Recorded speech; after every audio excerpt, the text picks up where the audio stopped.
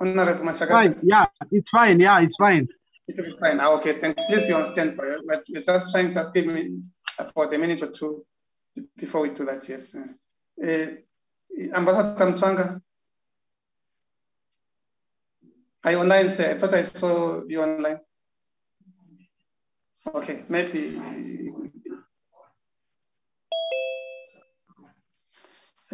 Honorable Mashagata, for now, you can put your mic on mute, sir.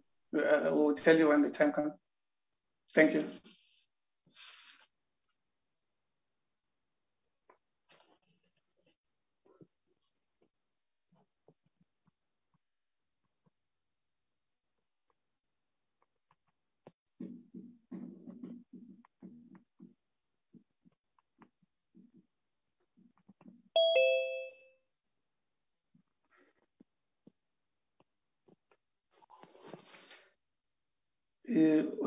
While you are still waiting, I will just say a few ground rules. I'll repeat them as we continue. The first one, please keep your video switched off. Only the presenters can switch on their videos so that we see them if they wish, because if all our videos are off, it makes connection very difficult with many people.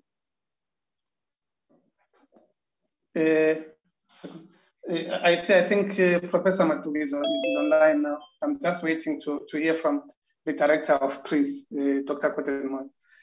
Anyway, I was going through the ground rules. Also, please switch your mics off every time. And presenters, I think we'll give you 15 minutes. Please, can you try to stick to the time so that we don't end up asking you to shorten it or asking the host to mute people, because we want to have time for the session as well. Okay. I think we have a chat. If you have seen, I've been putting chats. So as the speakers are going through their presentations, you can put questions, you can put remarks, comments, but make sure they are respectful. Please let us respect each other. That's why we can't be advocating dialogue if we cannot respect each other. And so that we can keep on referring to those things. Dr. Moyo, are you online to hear me? Ambassador Mtswanga, welcome, sir. I've just seen you. Professor Matu, also welcome, please. Yes, welcome. How are you? I'm good, thank you, sir. Thank you. Dr. Moyo, Dr. Koten Moyo. Yes, sir. Yes. Can you please give us some opening remarks, and just because we have so many people in attendance, just give us a brief about the Public Policy and Research Institute of Zimbabwe, and then about this meeting, and then introduce our speakers. Thank you, sir. Thank you very much, Program Director, Dr. Mbof. Welcome, colleagues, friends, from around the country, around the region, and globally, for participating in this very important conversation that is about our challenges and the solutions that we are trying to craft as a people. Allow me, Program Director, to put on the table 3 or 4 key issues that are important for the smooth running of this program this afternoon.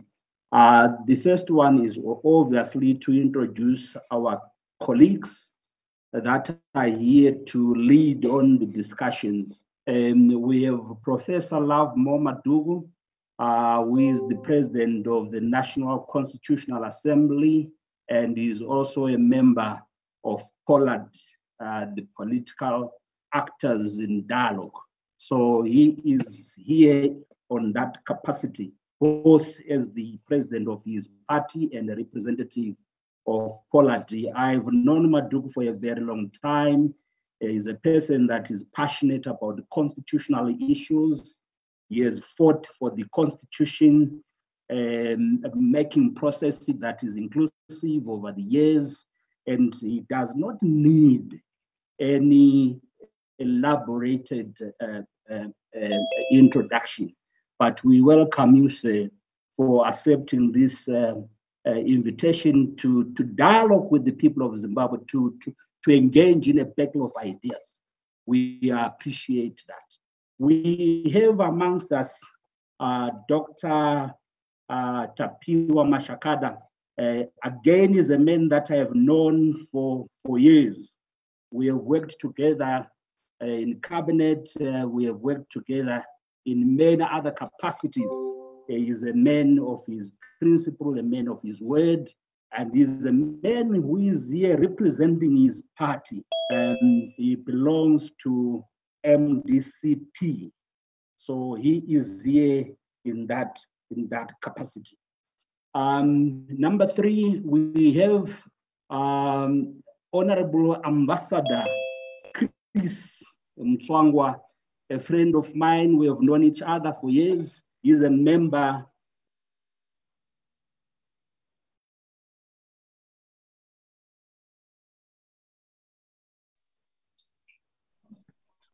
Dr. Moyo, you have muted yourself. Please check your gadget. You put yourself on mute. Dr. Moyo, you put yourself on mute. Can you repeat what you said? You had muted yourself, sir. Okay, thank you. I was now talking about introducing Honorable Ambassador Chris Mtswangwa, and I was saying is not new in Zimbabwe politics. People know him, particularly for his role in November 2017. He was very, very instrumental in driving the processes, at least from outside. That's what we saw as observers of the processes. He is a person that has been in politics. He was part of the liberation struggle, leading from the front with his colleagues during the liberation struggle. He has been an ambassador all over. I remember one case of China. So, and we are really grateful that he has accepted to be here. Many times, colleagues from the ruling party have not been forthcoming to such kind of platforms, but he didn't hesitate when we invited him to join here. Number four, we were supposed to have Professor Welshman Ncube, who is the Deputy President of MDC Alliance. I've just received a note that says MDC Alliance is not going to participate in this discussion this afternoon. They've given us their reasons, but I've got that information just now. For all along, we were with the impression that they were going to participate after they had accepted, but I think it was a decision of the party and not of the individual who was supposed to be here, Professor Welshman Ncube. We are saddened that a critical voice, a very important stakeholder, is decided to not to participate in this process. We will, however, engage them and understand their reasons, but we got two reasons from them, which I may not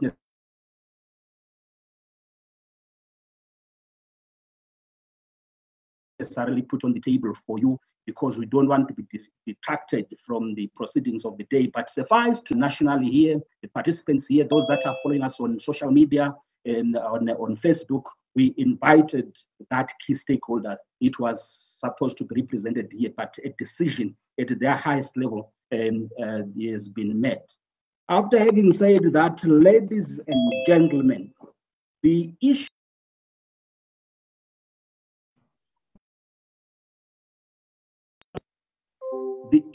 on the table is a critical issue. Zimbabweans have been screaming, they've been crying, they've been wailing, and they continue to wail. Zimbabweans are saying, we don't have employment, we are poor, We don't have money. We have all these social and economic ills before us. We need the leadership to guide the processes that will enable Zimbabwe to join other nations in progress, in claiming the 21st century. Other countries have claimed the 21st century in Africa, whether it is Mozambique by its problems, whether it is Zambia, whether it is Rwanda, whether all other countries have been on a trajectory where issues of development and democracy have been raised and reified. But in Zimbabwe, Zimbabweans are crying. And we are putting on the table here to the leadership to engage, and not in personalities, not to engage on name calling and the blame games, but to engage on a battle of ideas and tell us and engage us. What are the obstacles that are hampering political reforms in this country? What are the obstacles? What are the hurdles? What are the dangers that you are facing that are stopping you as the political leadership in this country to lead on the processes of electoral reforms, to lead on the processes of economic reforms? This is the question that is before us. We know the problems. Zimbabweans know the problems. They are not asking for you to tell them about the problems. They are all experienced and graduates from the school of experience of the problems. They want to hear the solutions. They want to understand what is stopping the processes. This is why we are here. I put on the table the question for the leadership here. And number three, as we engage, I would like to request all of you, the three of you, and the rest of the participants who are going to be contributing, that let's be civil, let's be tolerant. This is not a platform where we are going to be fighting, but this is a platform where you want to engage at the level of mind, at the level of brain. This is where we are. So I put on the table, program director, that at the end of this process, we are expecting the leadership that is there and everybody else to go back to their constituencies and engage them and share the outcomes, the suggestions, the ideas that are going to emerge from this process. Earlier in the morning, and this is my last point, earlier in the morning, we had a session with civil society leadership and operatives, including labor, church, and academics.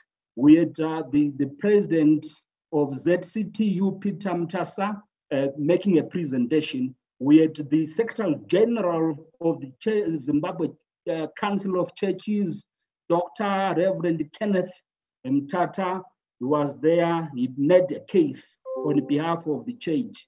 We had Madame Sakile Sifelane Ngoma from WIPS, and she made a case from the perspective of women.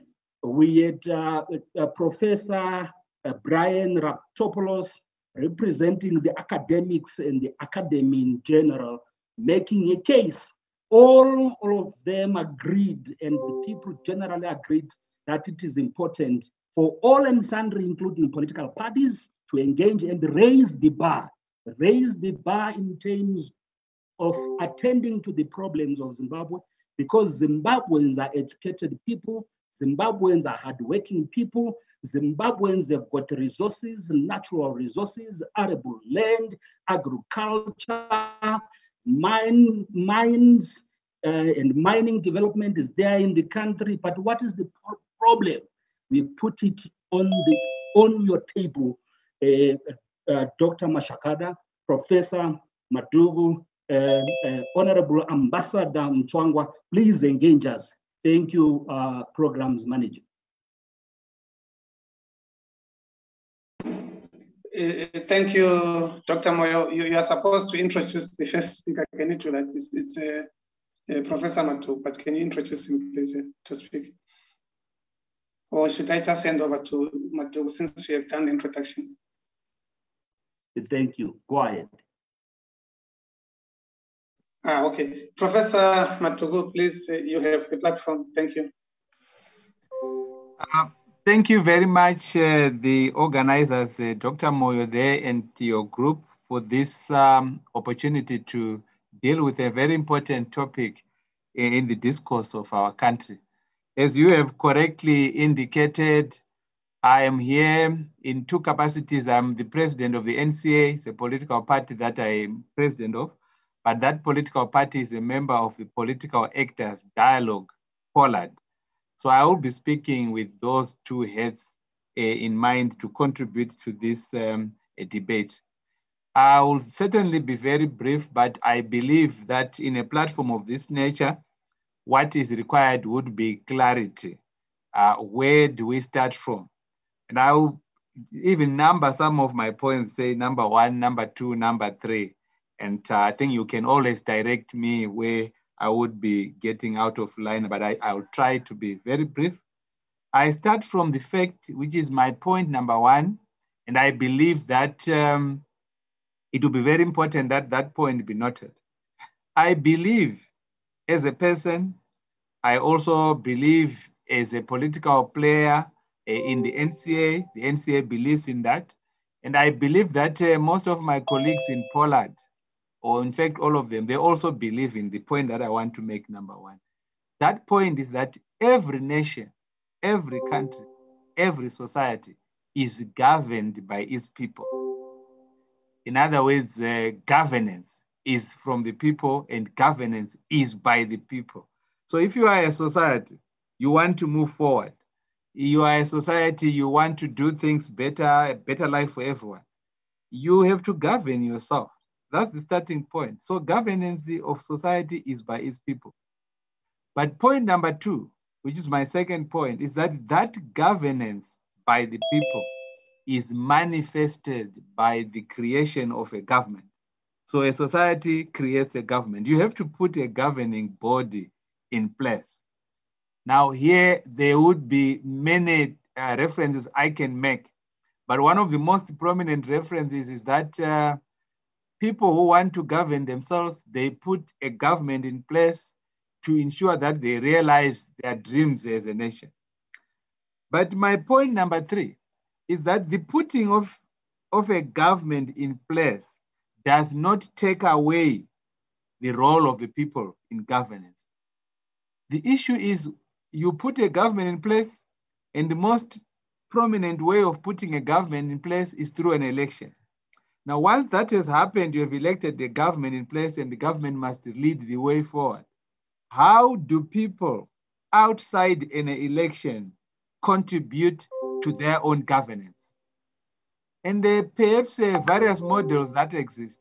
One way is to say that I elect a government, and once the government is in place, I stay away. I leave everything to that government of the day, and that government of the day will see to it how we ought to be governed, decide everything. You can go away and leave a government, and then you make that your only role is to elect a government. And once you have elected a government, you fold your hands and stay off. I think this happens in some, not societies. I know that in clubs or in churches, they go there, they have a bishop, and then most of the members of that church stay away from the governance of the church. That's different from a country. You have to face the question, what do you do outside an election? Now, this is where national dialogue comes in the perspective of the POLAD. POLAD is a platform which believes that outside an election, the role of the people generally is to contribute ideas to the governance of their country, is to come together in different platforms, engage the government that you have put in place, put your ideas across and say, look, we would want this thing to be done to the economy, change this or change that. We would want this to be done to our political setup. Can we not reform this and reform that so that we improve next time? In other words, our view in the POLAD framework, and that is also the view of the NCA, it is that outside an election, we must be engaging every time, and we engage clearly and actively with the government of the day and with other players, So you would have the government of the day as a key player. You would have other players, and you have yourself.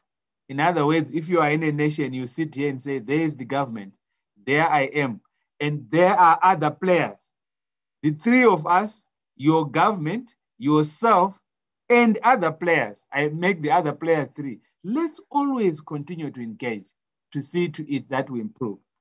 That is our understanding. National dialogue is a continuous act of a conversation among citizens with a view to improving the welfare of that society, with a view to ensuring that there is a better life for all. But you remember that as you do that, there is a role for the government which is mandated for a given period. In our case, it's a 5-year period. But there's no time limit for citizens to engage a government of the day. So I would say, therefore, I need to define my understanding of national dialogue in the context of Poland. I would do so by saying what it is not. We believe that national dialogue is not about engaging the government of the day to say that you must get out of government, or to engage the government of the day to say that you are not a legitimate government, and that let's talk about how best you as a government would come out of office outside an election. That some people call that negotiation, or some people say it's power sharing discussions. Some people say that it's discussions for national unity and so on, that kind of thing. That is not the national dialogue we understand from Poland. Our understanding of national dialogue proceeds from the fact that you say we have come out of an election, there will be another election soon. Part of the dialogue is to try and improve how the next election will take place. And so you learn from the previous one, you learn from your perennial problems around an election, and you discuss those things with the government of the day with a view to improving the next election. You also discuss issues to do with how the economy must be run. You acknowledge that the government of the day has the mandate to be at the forefront in the 5-year mandate, or a 3-year or 4-year mandate. But you as citizens, and in this case as political actors, you were involved in a previous election, you have ideas, and you are still interested in forming the next government. But people do not have to wait until you become a government for them to benefit from your ideas. That's the thinking. So you then come together and you exchange views on that. This is the platform that we are involved in, and that is what we call national dialogue. Having defined it that way, I want to answer the question that is posed by our subject today, our discussion today, that certainly, yes, national dialogue is the way to go. National dialogue is the government of the day has no monopoly of ideas. The government of the day must accept that having got an electoral mandate is not to say that it is the only platform that can run the country. They have an electoral mandate, they must utilize the electoral mandate, but they do not have a monopoly of ideas. They must keep exchanging with other players and learn from others. And this, fortunately, is what has been accepted by the current government that they need, and that's why Poland was created. I would then take my presentation further to say that there is a misunderstanding in the country, which we also need to confront. Many of our citizens believe that outside an election, it is necessary to keep engaging the government of the day on either the legitimacy of the previous election with a view to getting a government of national unity, or to have power sharing. There are many of our citizens who believe in that. And so when they try and judge Poland, they say that Poland is not effective because it doesn't have the players that some of them believe should be there, that those are the persons that were second highest, or they are the ones that were robbed of an election. They are the only ones who would be prepared to come in. And I believe that that notion ought to be confronted. We need to keep engaging our citizens to say that we must wait for the next election.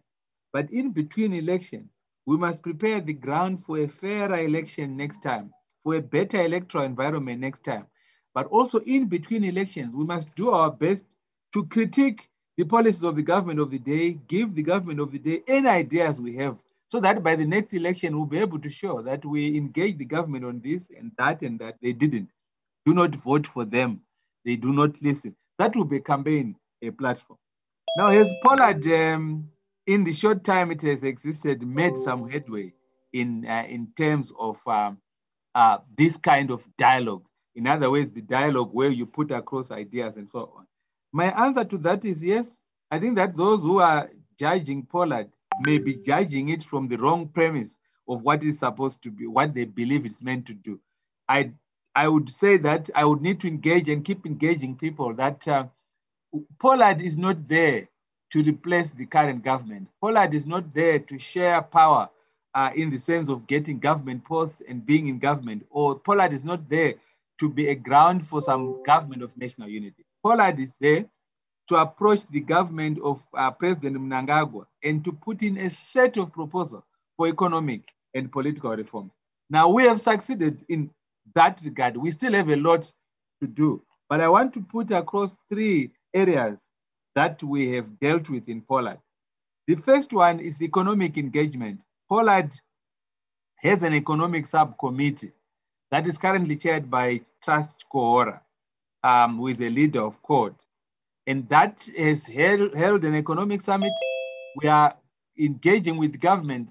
Basically, we have made fundamental contributions to the policies to do with the currency reforms, to do with economic framework. So I must say that Pollard has contributed to the governmental policies around socio-economic policies.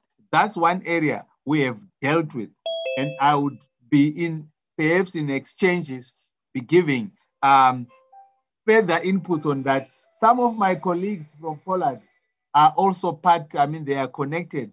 They will be able to contribute during question time to the specifics, but it's sufficient in the short time I have to say that we have been a key player in the economic. You would not, some people may not realize that even up to the relaxation of the lockdown position, the last Pollard discussion dealt extensively on the issues to do with what current positions are on the lockdown measures. And the lockdown measures that the president announced now for this current one have a lot of inputs from Pollard. That is one area. The second area that Pollard is focusing on is what we would call national healing. Clearly, national healing is not just internal national healing, but it also has to do with what we call international re-engagement. We are trying to create relations for our country within, let's do away with the polarization that has affected us so much.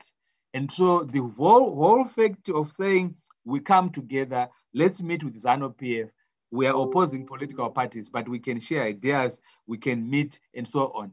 That is to detoxicate the processes in the country. But we are also taking it internationally. We have an international re-engagement committee that still wants to engage these countries, United States, European Union, the United Kingdom, those that have put measures against us, they've put sanctions. Like we as Pollard believe that we can engage and give our view that we have traveled the sanctions route for a long time.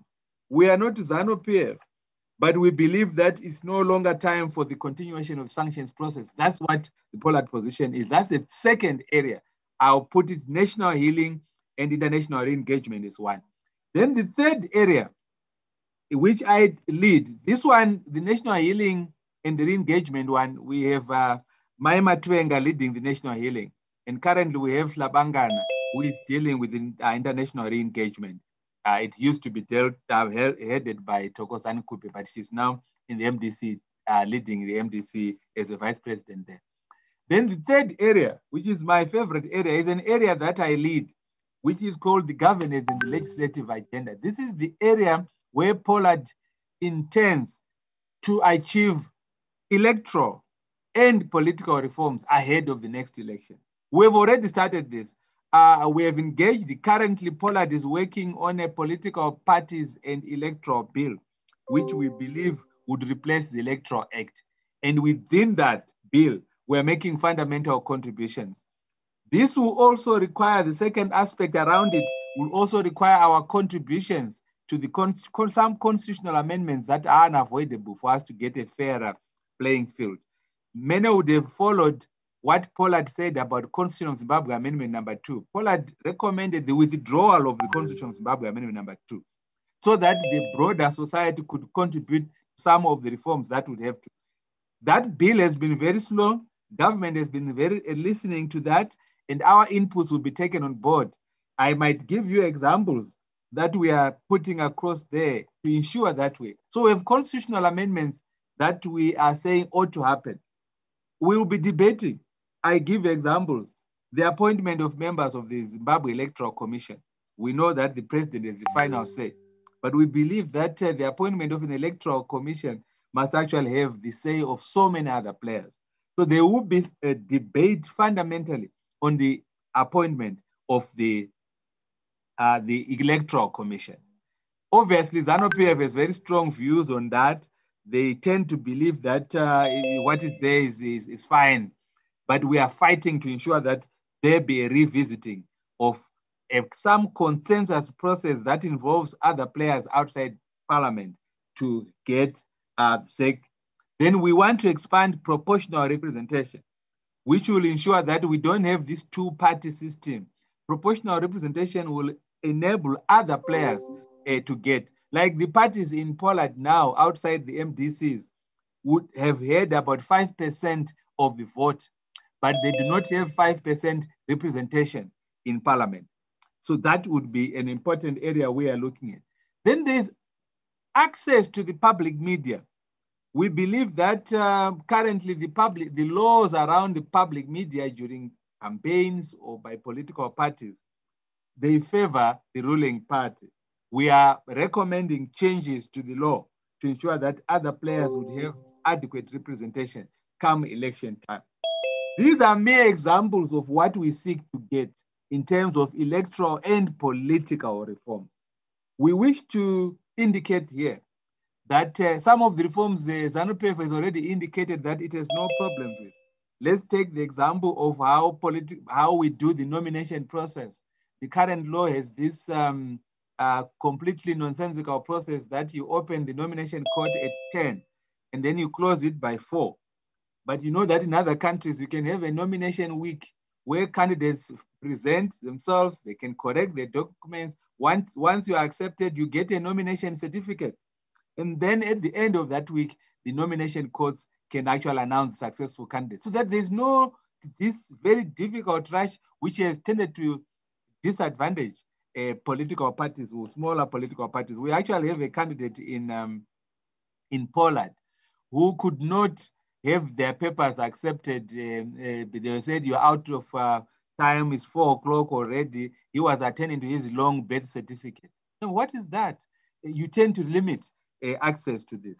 So I think, convener, I should be winding up and telling you that I believe that Pollard is an appropriate platform for those who are political actors. These are political parties that wish to participate. Why am I saying that? In Pollard, the government comes. In Pollard, the president comes. We meet the president.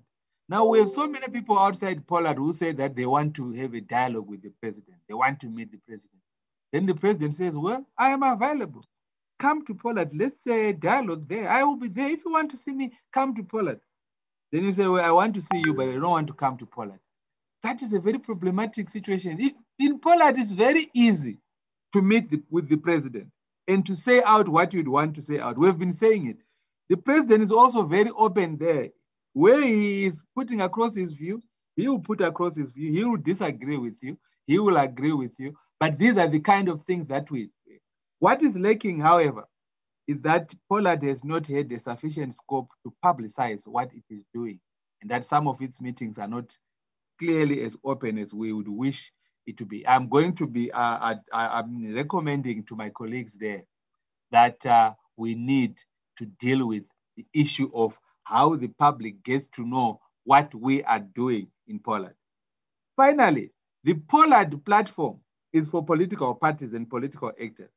Pollard does not stand in the way of engagements by the rest of the public or the rest of society. Certainly, other platforms can be created which will ensure that we have inputs from these other persons in different platforms. And I think that that is what ought to be accepted. The churches have inputs, they can make their inputs in various frameworks. Civil society can make their inputs in various frameworks. I believe that the president has been meeting other players in other platforms where they are. But it is better that as a country, we come together as political actors, especially those that are interested in this. Those would be my opening remarks, and that would be my presentation on behalf of Pollard and also on behalf of the party that I lead, the NCA. Thank you, Professor Matugu. You have been very eloquent both about the role of political parties in Zimbabwe after elections and also about the role of Pollard as you are involved in it and see it as well. I will not take much of your time, participants. I want to call the next speaker, Dr. Tatua Mashagata. You are next. Honorable Mashagata, you have the floor. Thank you very much. Good afternoon, my fellow panelists, Professor Maduku, and of course, Ambassador Mtangwa Mkomo wangu. Also, I want to recognize Dr. Gordon Moyo, my brother and my friend. And of course, ladies and gentlemen, I want to applaud the approach taken by Dr. Maduku so far, because it basically, breaks the ice and set the tone for this debate. I represent MDC Changrai. I'm his economic advisor, and of course, the East Treasurer General. The topic at hand is very, very important. And I want to start by making it very clear that there are two things which we must differentiate. We must differentiate national dialogue from national consultative forums. Those are two different things. Why are they different? They are different because, in my view, national consultative forums are largely comprised of non-state actors outside the election period. So you've got a number of national consultative forums comprised of non-state actors in between the election period. In the case of Zimbabwe, I'll give you examples of such non-state actors. Pollard is one such a type of non-state actor because they don't seek to remove government, they don't seek to have power sharing, they don't seek to have a unity government. So they are just non-state actors. But they've got issues and agendas that they might want to be discussed for the benefit of the people and for the benefit of the country. The other example of a non-state actor is the tripartite negotiating forum, which comprises labor, business, and government. Again, they've got their own agenda of promoting a social dialogue, social contract, and talking about incomes, wage levels, government policy, and so on and so forth. All these forums are there to assist government come up with proactive policies that helps society and other interest groups. The other example of a non-state actor is the heads of Christian denominations. They've also come up seeking dialogue with the government on matters of national interest. The other example, yet again, is the National Convergence Platform, where there's Dr. Mandaza and other colleagues. So you can see that these are non-state actors. They don't seek to regime change, as it were, in courts.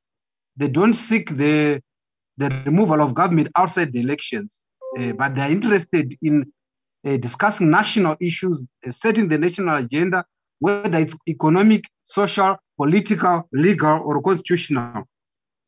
So those are the forms of national consultative forums that are in place in Zimbabwe. But then there are also state actors like political parties like MDCT and MDC Alliance, who also have the similar agenda as national consultative forums.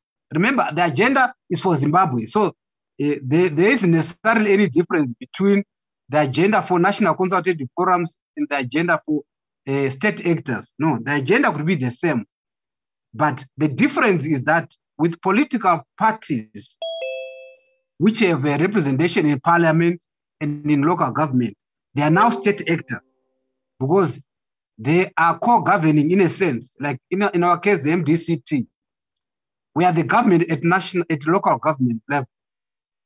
We control 28 local councils out of 32 councils. So we're actually in government, but running local government. So we are a state actor. We are not a non-state actor like Pollard or National Convergence Platform and other platforms that I have paid.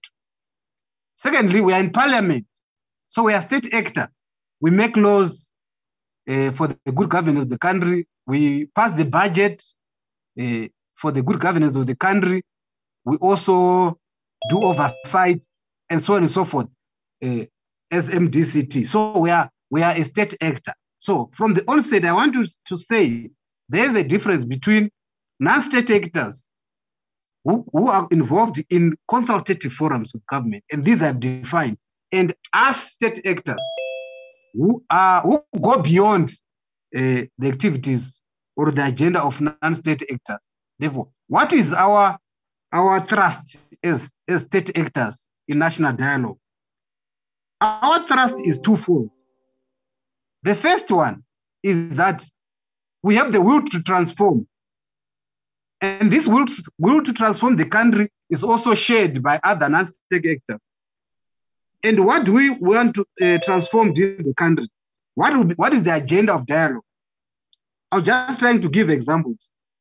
For example, on governance, which Dr. Maduk also has specified, governance is a key issue where we as state actors and political parties in parliament have a duty to make sure that government is governing the people properly. And the main instrument to do that is the constitution. Once the constitution is implemented to the spirit and letter, we avoid all hitches that affect governance. We avoid all the governance problems that we can talk of. So we think the constitution and its implementation is very key, and that has not happened to its full. We still need devolution and other issues pertaining to the constitution. The other area is the economy. You know, our role as political parties who are state actors is to make sure that there's good public financial management in the economy. There's transparency, there's accountability, and of course, issues to do with macroeconomic policies and public policies to run the economy, issues of public participation in the economy, issues of corruption, issues of international re-engagement, and the removal of sanctions. These are key issues which we as state actors want to see discussed in dialogue. The other area is, of course, the issue of democracy and elections. What do I mean by democracy and elections as an agenda? We are talking about political and electoral reforms so that we preempt legitimacy issues at the next election. Let's agree now on what we need to do to get an outcome in the next election which doesn't raise legitimate issues. And of course, we must talk about our institutions, our values, our aspirations, our ideology, our vision as a country. We've got Vision 2030. Let's support it. We must agree on national priorities and make sure that we've got a developmental state. So these are areas which we think we as political parties can help government dialogue over. And these things also tally with what I have said, the will to transform. Then there's the will to power. Every political party wants to govern. But the will to power can only be obtained in an election. You can only obtain power in an election. But outside an election, it is up to the government to embrace other players in other political parties, like what we did in 2008, when there was a government of national unity to tap on the various skills that are resident in other political parties, to broaden the skills base of the country. There are a lot of people who can contribute to the good governance of the country. So that is another angle where government can also try to tap in the skills of those people by forming a government of national unity.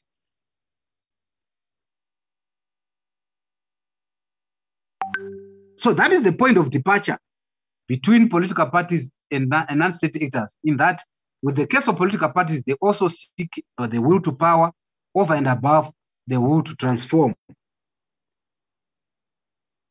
But when we talk of power, then, if it is going to be a power sharing dialogue, it's not possible. Those who call for dialogue, for power sharing or for national unit government, it's not possible without a mediator.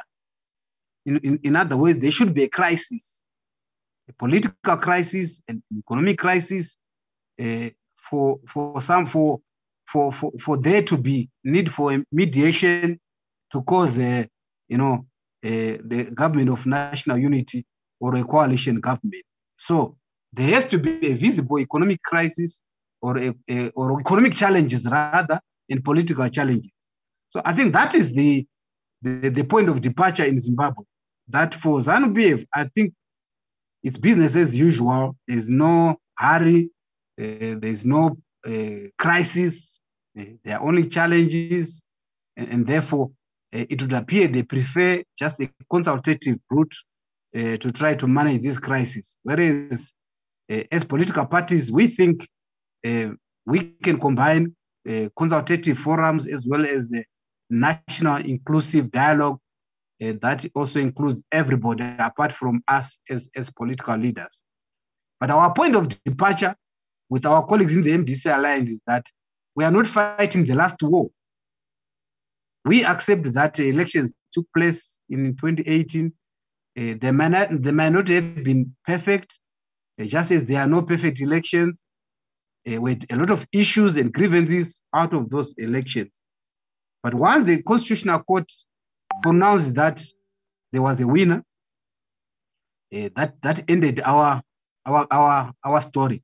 We have to recognize the current government as a legitimate government and try to make sure that it runs the country properly in terms of AU protocols on good governance, UN protocols on good governance, SADC protocols on good governance. It is up to the government if they see it fit to invite us into a unit government or a coalition government, but we are not clamoring for a unit government or a coalition government. We are clamoring for a dialogue as state actors which can move the country forward, which can build the nation and make sure that Zimbabwe leapfrogs from where it is.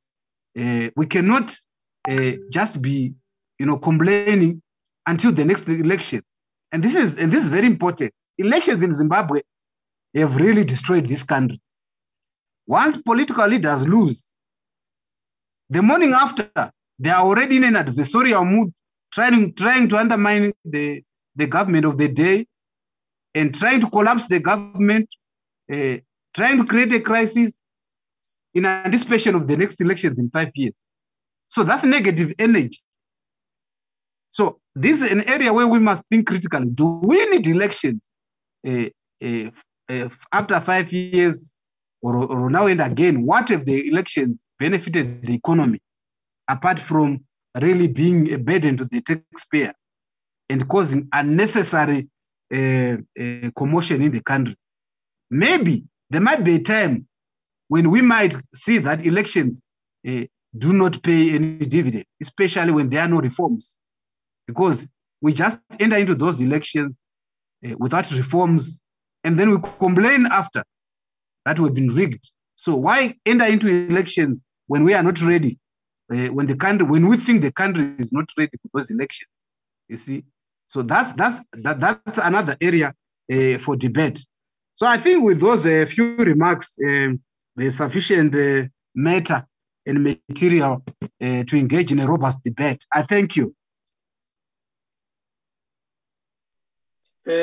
Thank you for your clarity, for a very engaging discussion, Dr. Tapuama Shagada, and we'll wait for you to also engage later with some of the comments that are coming through and that we put to you as well.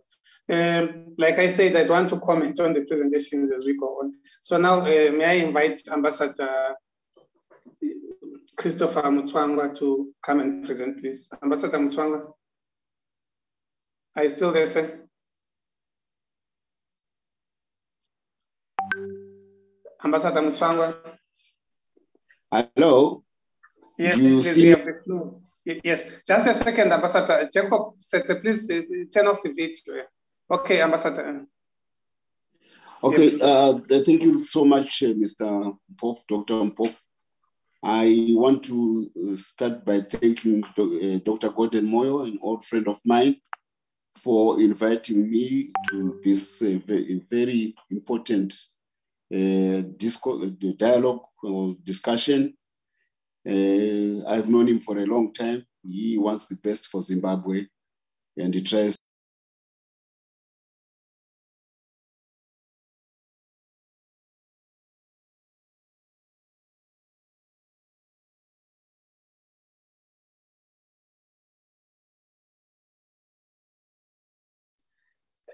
Ambassador Mutswangwa, if you hear me, you have muted yourself, sir. If you hear me, please, can you unmute your gadget? Speakers and anyone else who speak, just be careful, especially if you are using mobile phones, that you may hit the mute button by mistake. Ambassador, if anyone has his number, please, Noma, if you are listening, can you call him and tell him he's on mute?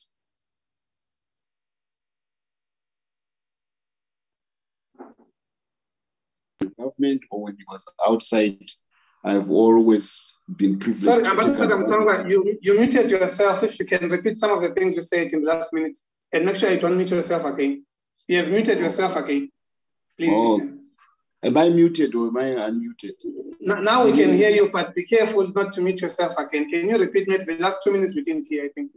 Oh, okay. I said I'm very happy that we are with Professor Maduku. He's a mind which I've always given great respect. We used many a time about how best the Zimbabwe development agenda can be moved, and no subject is taboo to him, and is always progressive. Then there's Dr. Mashakada, the young man, I'm happy that he is here in this fora, giving his views on social media to the Zimbabweans, both at home and abroad. He is a man who, with deep understanding of economics, and I'm a finance man, and we always have something to argue about. So I'm here again with them. Look, this is about national dialogue. The premise upon which national dialogue should move forward is that maybe certain things were not right in the past. We want to exchange ideas, then we move forward together as Zimbabweans with perhaps not so much a common agenda, but a shared vision. So this is a good occasion, and I've been following the debate. Dr. Gordon Moyo, you may want to know that I even followed part of the civil society discourse this morning to try to understand. And it is from that perspective that I want to depart. When I heard the various contributors, they were very academic, which is good. And, I'm also an academic. I was already an academic before I went to war. But I'm also very practical, because war makes you practical, otherwise you won't survive. We need to move from being abstract. And we also need to realize that when we discuss issues, when we are seeking a dialogue, we don't turn the opportunity of a dialogue into an inquisition of the other party to the dialogue, because what it does is it makes you look to the past. It does not make you look to the future, because I would presume that the accusations and the litany of accusations which were being leveled, particularly against the government and the ruling party to which I belong to, they are the reasons why we may need now to have national dialogue. They are known. But to continue to talk about them and then expect that we create goodwill for national dialogue, I think we only will be dealing with somebody indicated area. We will be addressing the past, but not attacking the future. I heard Dr. Brian Raftopoulos talking about the history of this country. And look, it's said that for 40 years, nobody has bothered to try to actually make a study. All these academics, including Brian Raftopoulos and there are others like Blessing Myers Tent in London, none of them have bothered to even go to the archives of the different war communiques which were issued by the fighting comrades during the war, because those are the record of that war. Because if you go to those, then you see the relationship which existed between the 40 to 60,000 people who became Zanla and Zipra and the people on the ground. That is the fertile material to understand the motive forces which shape our history today. But you know, everybody schemes, then they rely on Rhodesian dispatches about the war, and they get a wrong picture.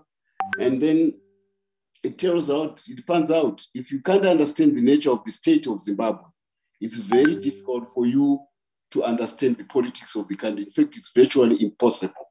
Then all you do is you accuse the state is this, you know, we need security sector reform, is this, we all did that, but you have not bothered to understand the nature of your state. It was not also held because Mugabe did not push forward the agenda of the reality of how that war was fought.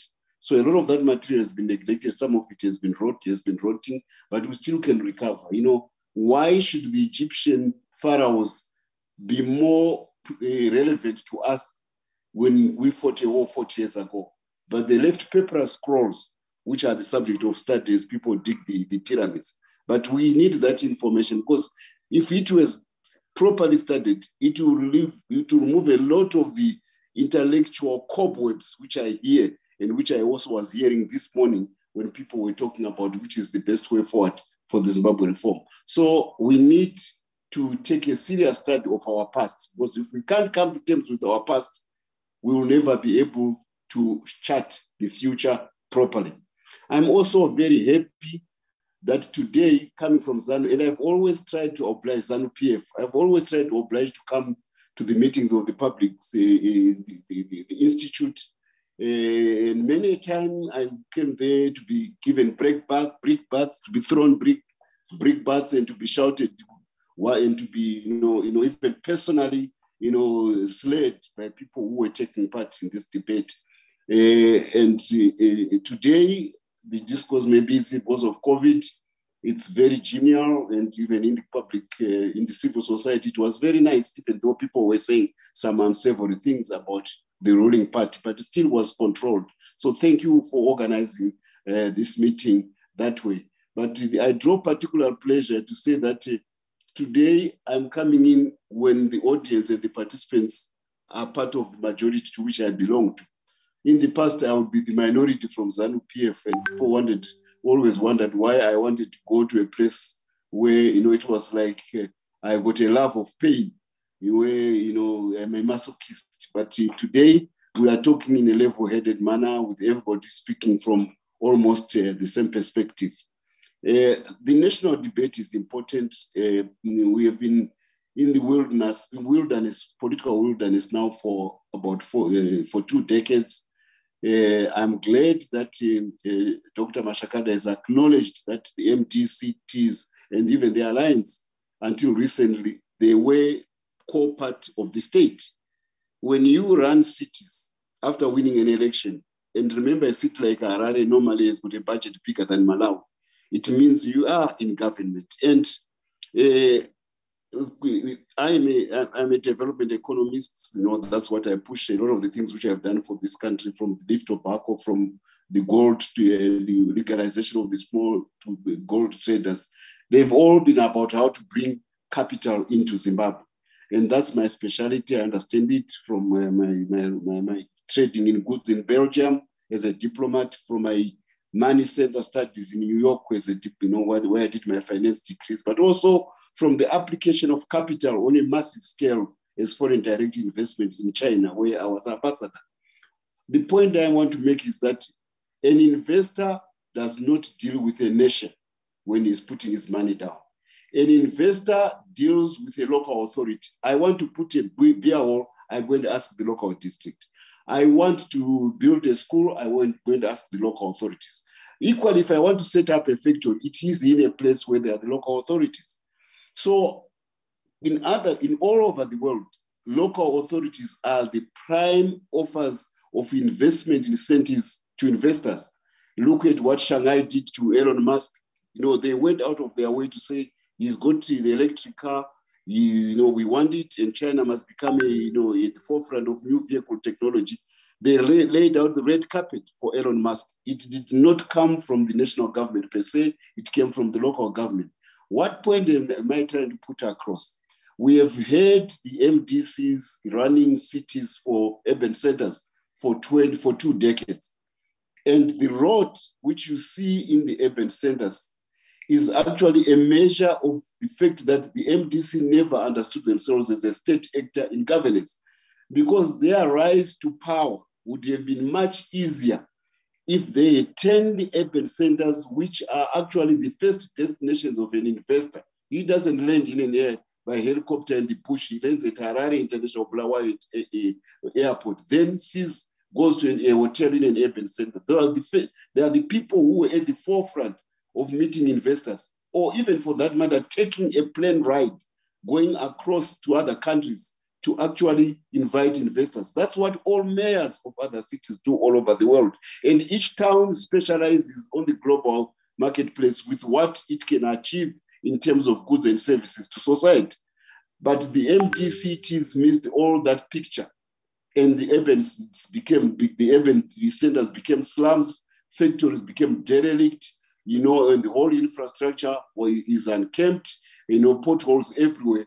If they had done a good job as a government player, as Dr. Mashakada has been saying, their right to power would have been very easy, because the people would have seen the performance of the MDCT and the MTC Alliance by what their cities are producing in terms of goods and services.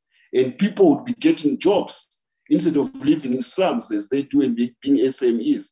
So a big opportunity was missed out by the MDCTs and the MDC Alliance when they 2 decades of being in charge of local government. Remember, investment starts at local level. It does not start at national level. So if you have a one agenda item like ambulance,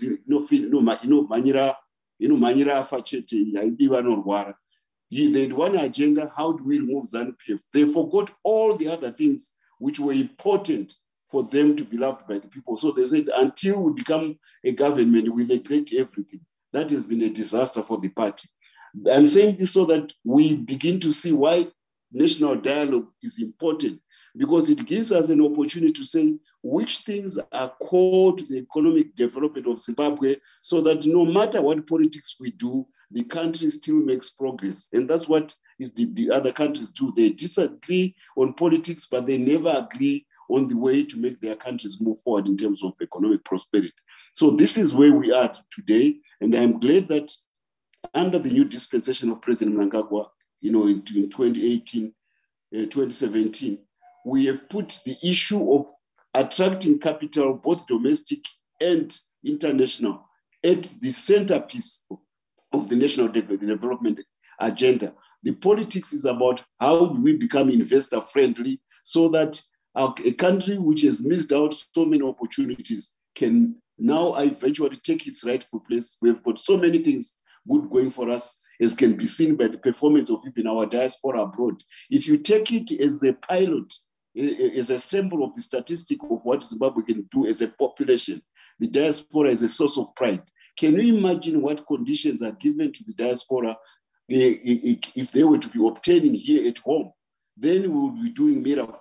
So this dialogue is about trying to get Zimbabwe provide the conditions which make the diaspora go out of the country. We want to provide whatever they seek abroad within Zimbabwe. Businessmen should not be sought by Zimbabweans by flying out to London, to Dubai, to Australia. No, it is the other way. It is the duty of government whether it be at local or at national level or at state level, provincial level, to bring businessmen into the country so that our population is not forced to go and negotiate as individuals with businessmen in foreign countries.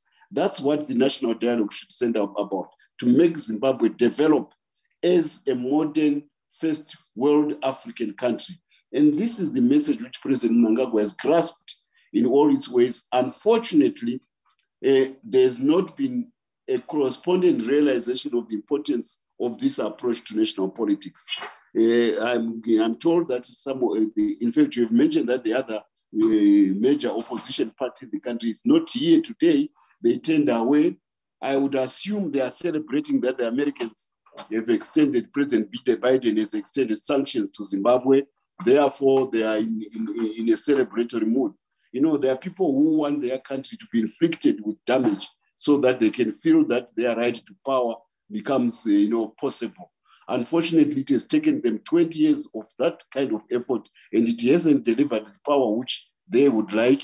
I wish they would have come to this occasion where we share ideas under the auspices of Dr. Gordon Moyo and the Public Affairs Institute, so that we move forward, even how we can try to make the Americans realize that continuously imposing sanctions on Zimbabwe is not a good thing. Unfortunately, an opportunity has been lost by them not turning up. It's the politics of rejection, the rejectionist front. And I say it with a sore heart because I was very close to Morgan Tsvangirai right from the beginning of the formation of the party. As a war veteran, I went to meet him with the Eddie Cross when everybody thought I was a traitor in ZANU-PF to go and meet them. So I take my independence of thought very carefully, and I wanted an opposition which would succeed in the country. Unfortunately, it never did because it started quarreling with the state of Zimbabwe. Now, a state, you don't quarrel with it. You try to become part of the state or to influence it. Because the pain which went into the formation of the Zimbabwe state makes it very difficult for anybody to think you can casually undo the Zimbabwe state. It's not possible because the pain which we went through to bring it about was horrendous. And, we want security sector reform, we want this. It is driven by those who are our adversaries during the war. So we know who are our enemies. The most important lesson of war is who is your enemy, who is your friend. So we know so why are you being patronized by those who were supporting those who were against the formation in the reformation of Zimbabwe? Maybe you need to look at yourself. Why do you feel that an American loves you more than Christopher Mtwangwa, who is a Zimbabwean? And you feel that love from America is more than that, should be accorded more value than love from a fellow Zimbabwean from ZANU-PF. We shouldn't do that because we share a country. So these are the salient aspects I would like to bring to the fore as we seek the way forward in national dialogue. There have been tremendous reforms carried out by President Mnangagwa, particularly in the domestication of our national currency. I was very much involved in that process. And we now have a stable currency in the country for some time, and it has given businessmen hope. It is a foundation upon which those who were saying that there's economic mismanagement, why don't we start building upon that positive, which is in terms of domesticating our national currency and removing those, because the corrupt ones, it now turns out after the government moved, were not so much the government, it was private players who were perverting your currency, who were becoming national currency authorities in competition with the elected authority, which is the government, against the central bank, against the Minister of Finance. These are the culprits, these are the people.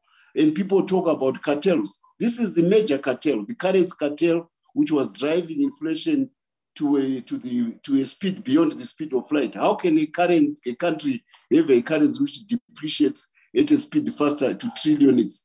It is zillionits, at a speed which is faster than that of light from the sun to the earth.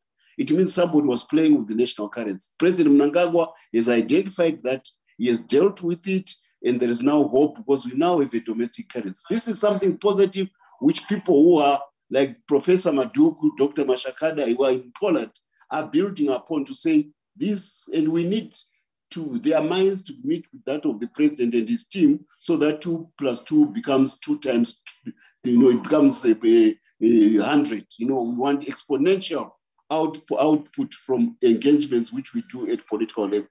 That's why Poland is such a wonderful opportunity. But look, there are others who feel that because they are number 2 in an election where in normal terms it's winner takes all, therefore I'm number 2, I don't want to speak with somebody who is number 10. I mean, if you don't want to speak with somebody who is number 10, what is the reason for the one who is number 1 to speak to you when you are number 2, when you want all the power? So this kind of childish behavior, my mother would not tolerate that. If you were in our family, if you start behaving and say, she would make sure that you sleep angry.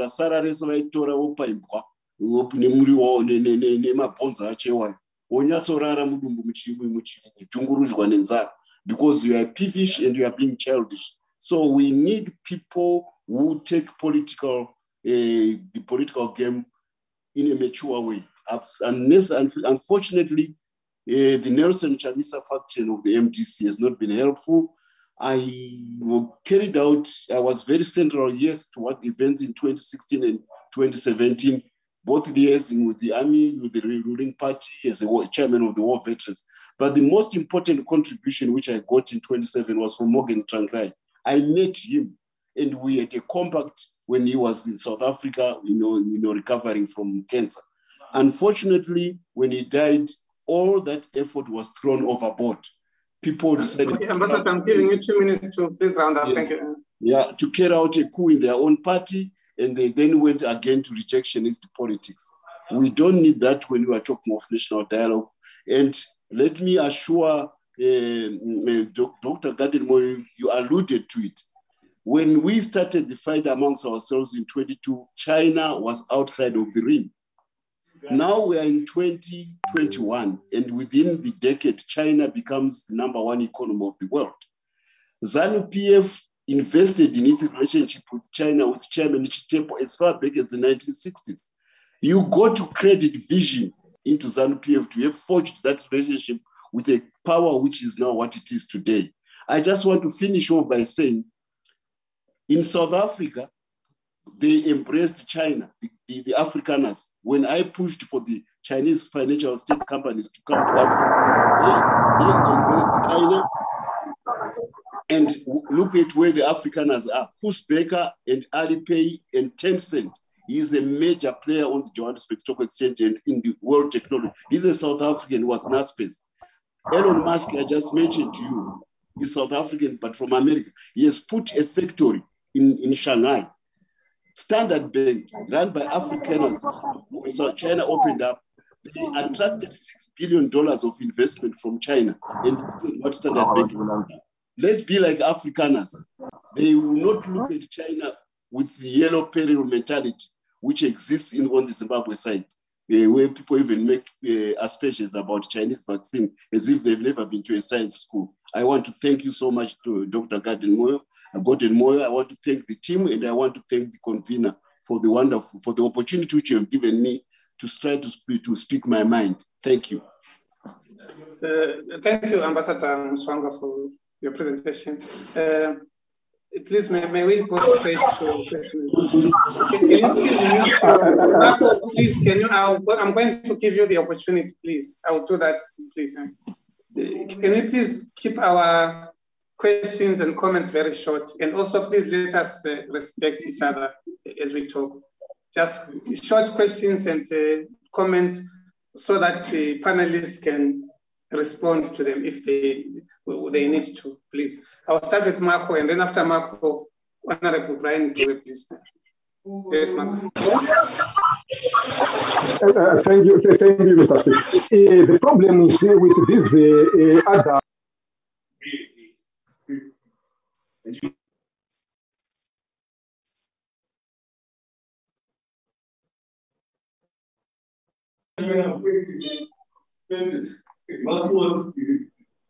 So sorry, Ambassador, please mute your mic. Marco, please make sure there is no background noise. Dr. Moyo, your mic is also on. Yes, Marco. Can I continue? Yes, please. Can I continue? Yeah, please address the noise in the background, Marco.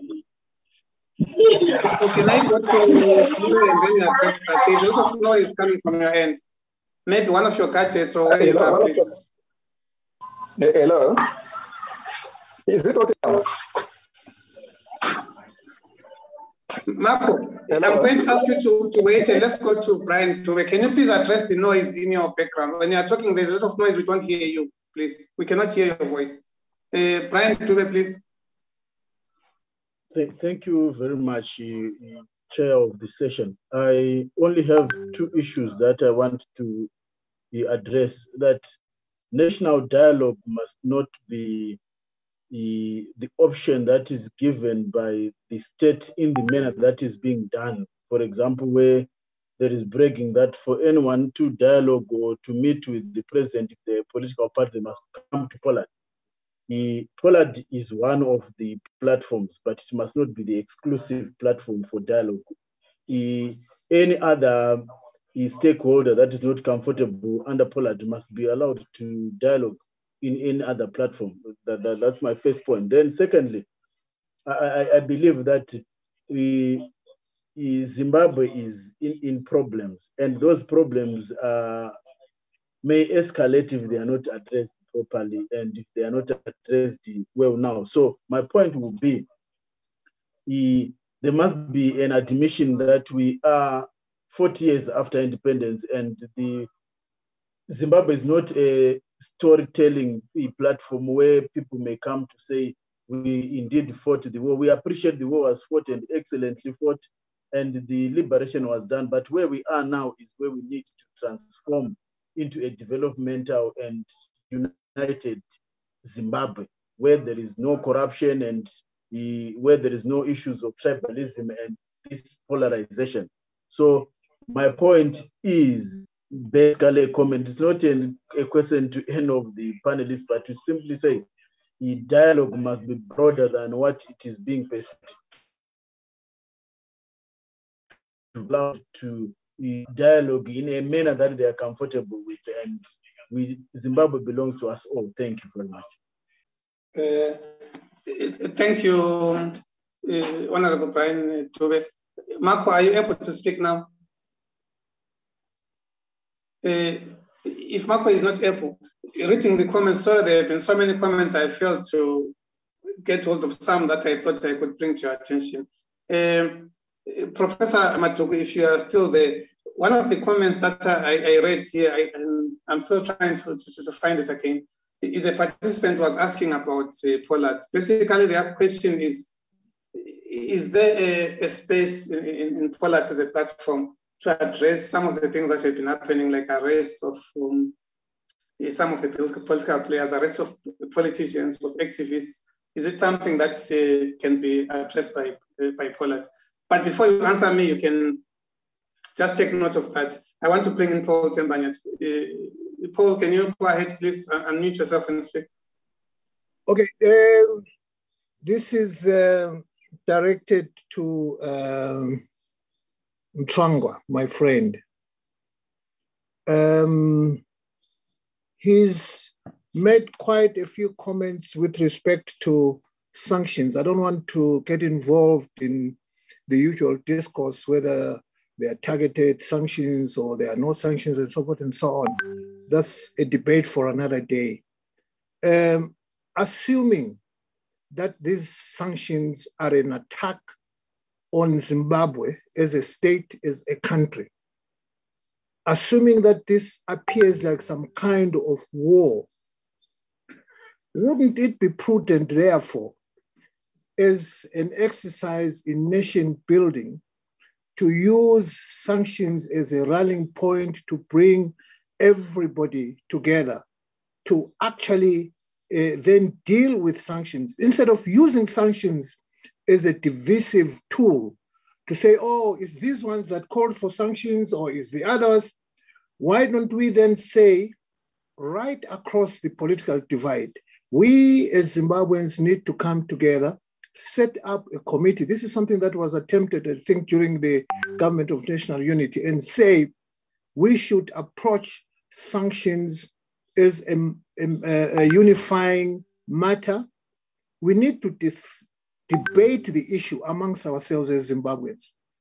This business of accusing some Zimbabweans as being responsible for sanctions, in my view, is tantamount to donating other Zimbabweans to an enemy, instead of coming together, using sanctions as a means of coming together. I would like Tsonga to respond to that. I would also suggest that we need in this country, 40 years after independence, to as much as is possible,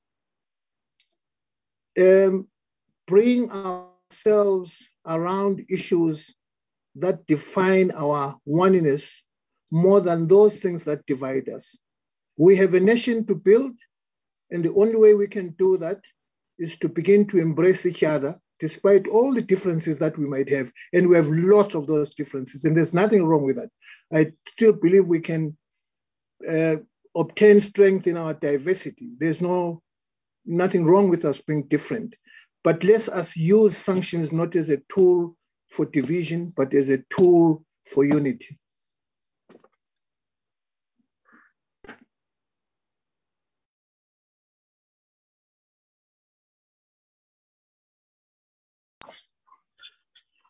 Hello, convener, do you want me to respond, or I wait for you to give me a chance to respond?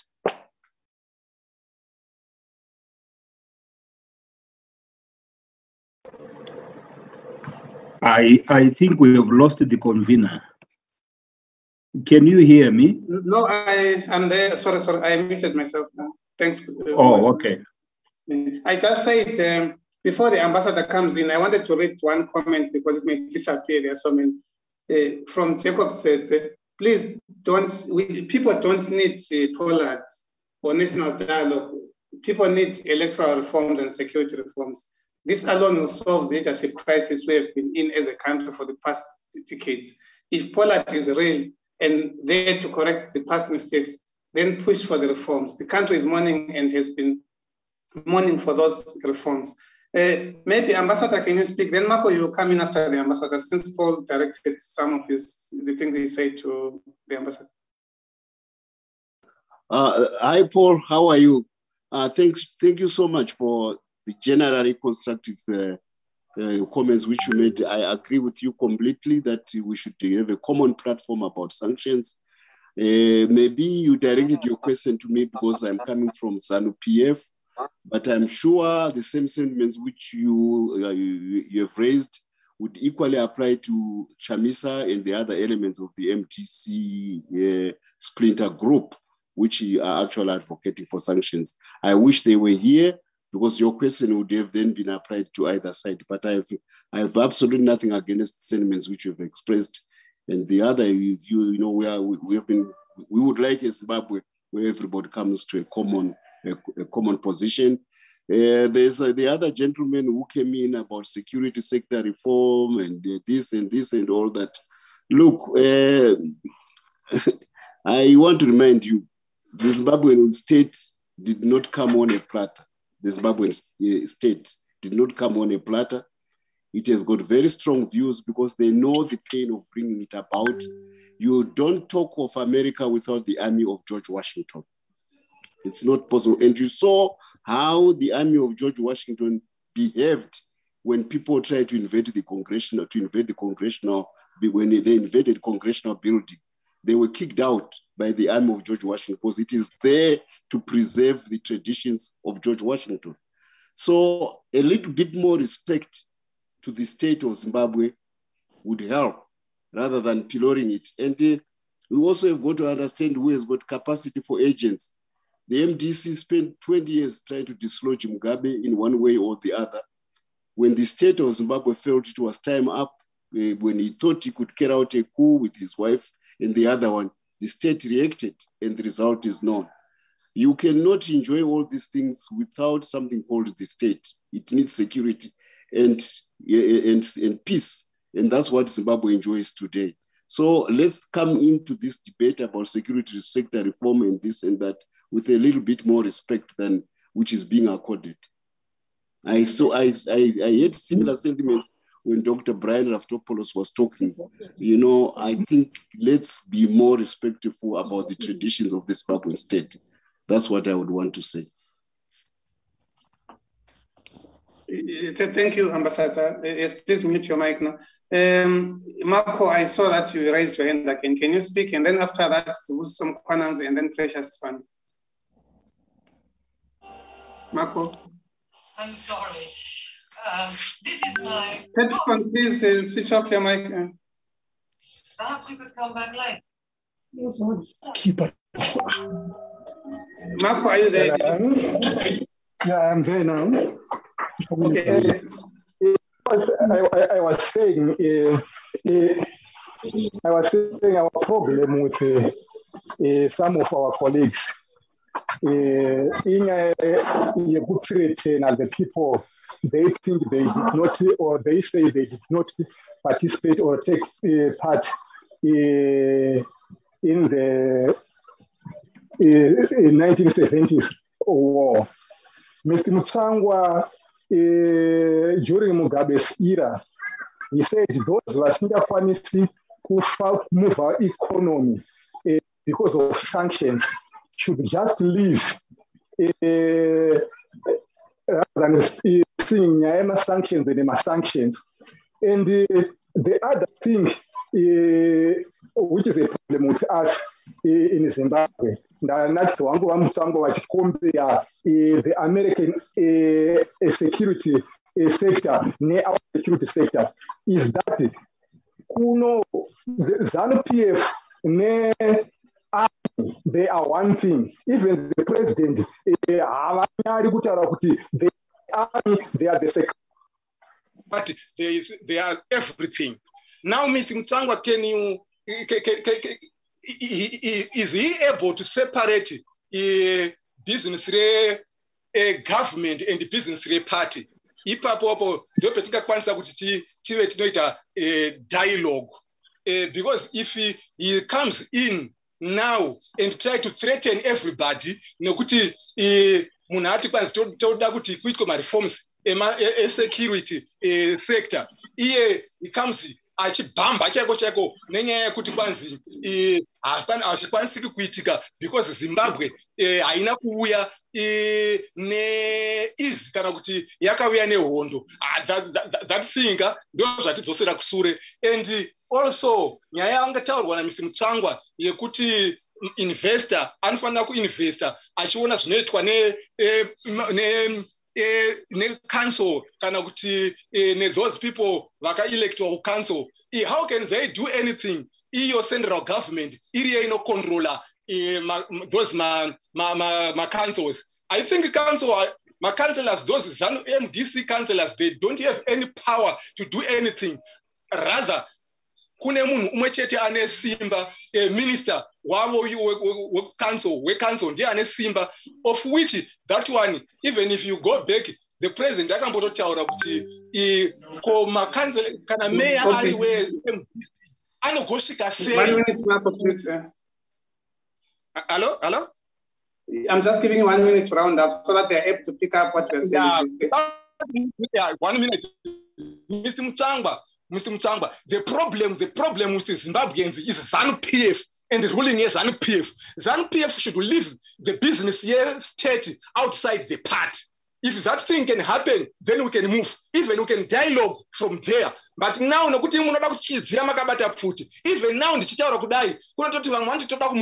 now, no problem yana Mutsangwa vanouya vachivhundusira in dialogue kana kuti vanhu kana vachida kufamba.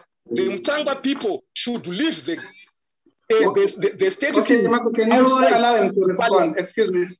Can you allow him to respond? And also, may I ask you, when you are speaking, not only Marco, but everyone, don't keep on saying Mtswanga, Madugu, Mashagata, so that we don't personalize too much, please. And I'll ask the same of the speakers not to personalize when you're responding as well. Thank you. Is Busison?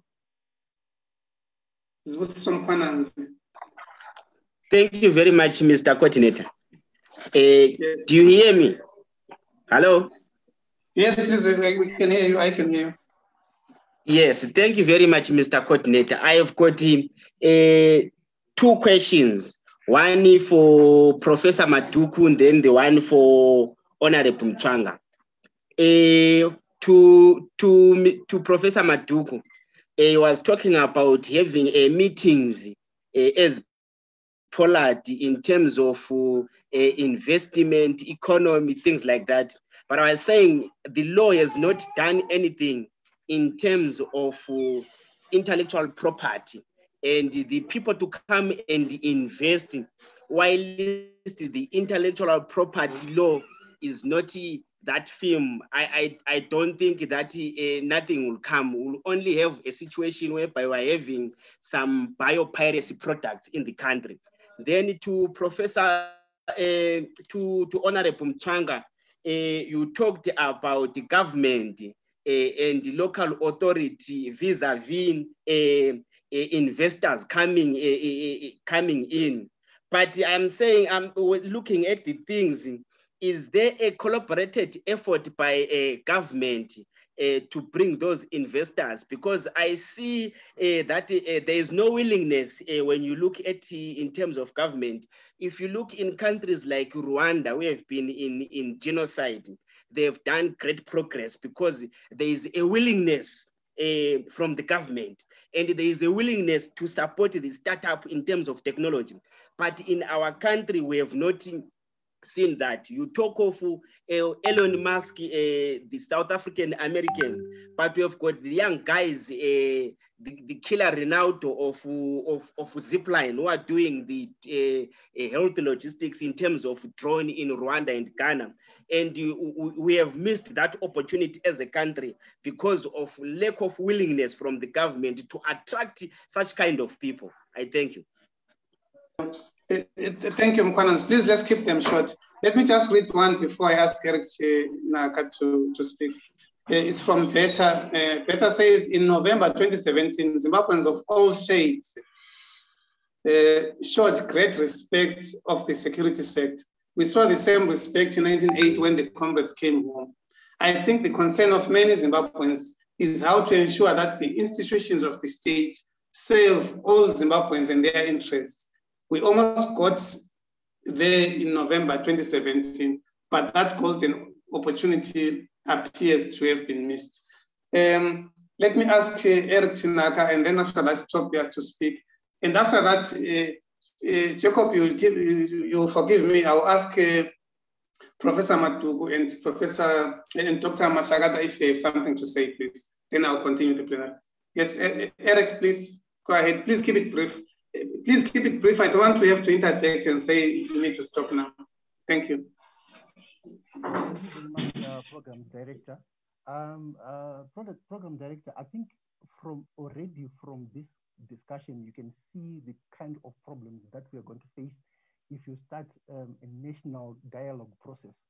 Already, like you were alluding to. You are very faint, Eric, on both my gadgets, so I think it's something with your sound. Can you try? Maybe check if your mic is close to you. All right. Can you hear me loudly now? Yeah, I'm straining, but I can hear you. Yes, I was saying already from our discussion that we're having right now, you can actually see the kind of problems that you are going to face. Suppose we want to start national dialogue. For instance, you alluded to the fact you asked all participants to be civil in the way they were talking. But I'm sure you can hear from one of your participants or one of your presenters that there was already name calling happening. So already we have a problem. So that's point number one. And I mean, you're saying the other parties are already celebrating sanctions. Already that's name calling, and that's a problem. The other point that I want to make is, I mean, someone talked about security sector reforms, and I mean, one of your presenters was saying we should show respect to the security forces. But I mean, reforms does not mean we don't respect them. Reform means something has to change, something has to give, something is not right, and I think that is what has to be brought forward. I think one of the biggest problems that we have at the moment, we can even already see the Chinuchelu mentality that is being shown by some of the presenters, which is a big problem, which is a big hurdle that we should surmount if we are then to have real productive dialogue. Thank you. Thank you, Eric, for keeping short. Tobias, can you keep it brief, and then I'll ask Professor Matugu and then Dr. Mashagata if they have something to say. Tobias.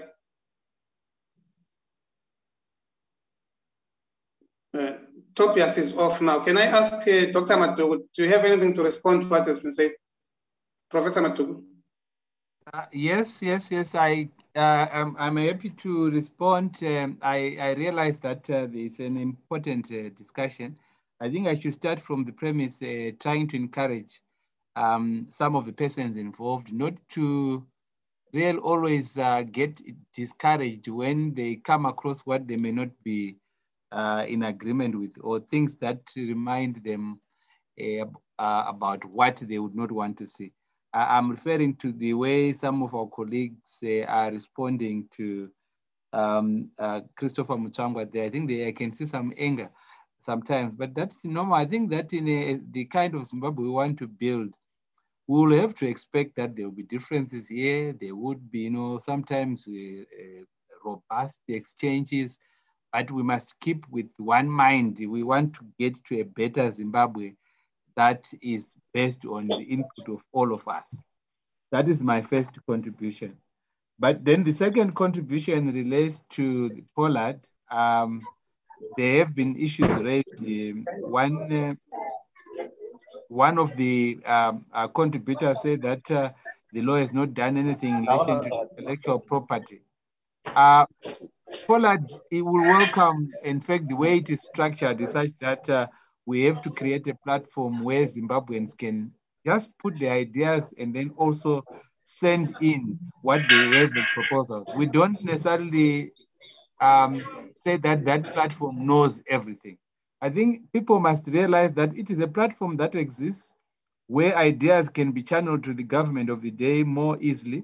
There might be other platforms, but Pollard is certainly one of the convenient platforms that can be taken advantage of, in the same way that we use Parliament as a platform, or we use other frameworks as a platform. So I would encourage contributors like the one who has indicated something on intellectual property to get on to send things to us or to other political parties that are in Pollard. But there is, I think it was another contributor who said that Pollard must not then be the only place for national dialogue. Pollard has not said it is the only place. We have said that we believe that if people are political actors, like if they are political parties, it would make better sense for political parties to be under one roof. We, of course, recognize the right of other parties not to associate, or they want to create their own platform. This is simply our view, our attempt to persuade them to say, let's be together. But certainly if a political party out of its own beliefs says, well, I ought to do it in a different manner, that is the freedom of association that is encouraged.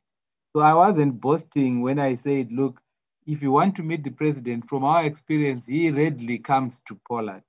And that if someone is very keen to really engage with him, Pollard might be a very good platform to meet with the president. Then, yes, there's another one who says, is there space within Pollard to discuss issues like arrests of activists and so on? Indeed, there is immense scope within Pollard. These things are discussed. The government has always been encouraged to follow the law in its dealings with persons that may actually be opposing them, that the government must follow the law in handling protests or in handling demonstrations. Actually, when there was some reports relating to abductions, Pollard went to see the president. They had a meeting with the president and said to the president, the state must investigate these things because we would not want to keep hearing issues to do with abductions and other things. So I would say that there is enough scope for national dialogue in the country, Pollard being one such practical framework that has been put across. Those would be my responses. I have taken note of what Dr. Mashagada said about his view of how they ought to proceed. I think there he was referring to political parties that have a presence in Parliament. We have taken note of what he said. And I'm sure he also did acknowledge what we did say about Pollard. Thank you, Prof. Thank you. May I ask Dr. Mashagada if you want to comment on the things that have been said, or some of the comments, questions? Thank you very much for this discussion. I just want to zero in on the diminished role on local government that Ambassador Mtsangwa has attributed to us. We must realize that the head of local government is the minister of local government, who is a SANPF minister. He can make policies. He actually approves the budget of all local authorities. You can't do your own budget without the approval of the minister. He can chop the budget if he wants. And also central government abolished the executive mayors so that the minister the minister of local government is actually the minister directing all affairs at local government. You recall during Chombo's time, he just woke up to slash all the rates that residents owed the city of Harare. All the debts were cancelled, and crippling the revenue base of local authorities. So the government has still power to direct the affairs of local government.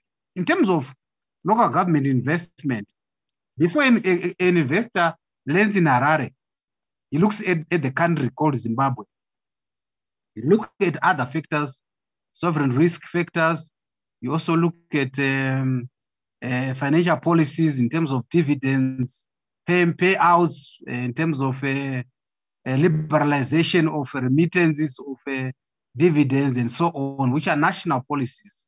You also look at the ease of doing business of that country, which are national policies. You also look at the infrastructure in that country, which are national policies, and you also look at the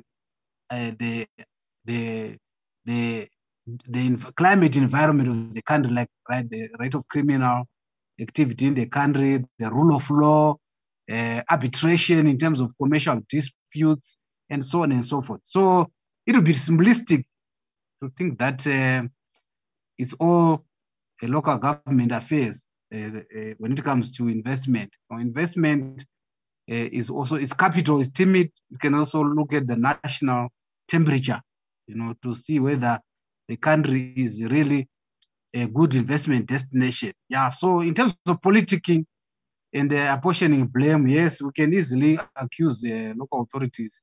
But the truth of the fact is that when investors come to a country, they first of all think about the country, the nation itself, before looking at various opportunities in the different areas or cities of that country. I thought I should make that point quite clearly. Thank you so much. Thank you, Dr. Mashagad. Jacob and Dr. Pilan Zamchia, please allow me to ask Florence to speak first, because we haven't had a lady speaking. If your mic is on and you are not supposed to be speaking, please can you turn it off?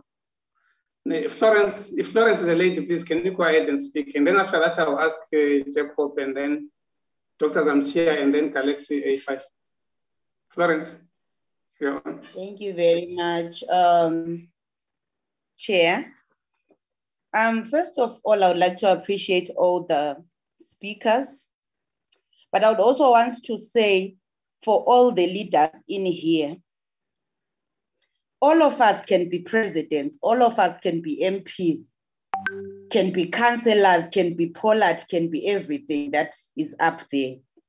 But we give a few of you proxies, our proxies, to get into those positions and stand for us. So when you get into those positions and start telling us that, start giving us blogs to say, if you want to talk to me, you have to use this route. If you want to talk to me, I think you are letting me down. I think we should remember that if we are leaders, we are civil servants.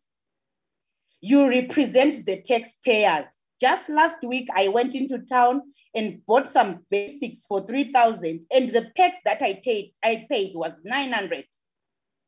So every time I pay my taxes for the development of my country, and I depend on you, the leadership, to take care of my taxes and build this country. I always say, Mina, if I'm to classify my country, lihamba patu ngenyawo. the development that is in my country is so disheartening. But we pay taxes every day. So I'm asking the Pollard, Mtangwa, the MPs to go and represent us, not your personal interests. So if we complain, we are simply saying, guys, we are behind as a country. We want to be somewhere. Father Christmas, just a basic thing. Yet we have leaders. So can you go and represent us and be fair to us? Thank you. Thank you, Florence. You spoke for me and for many of us as well.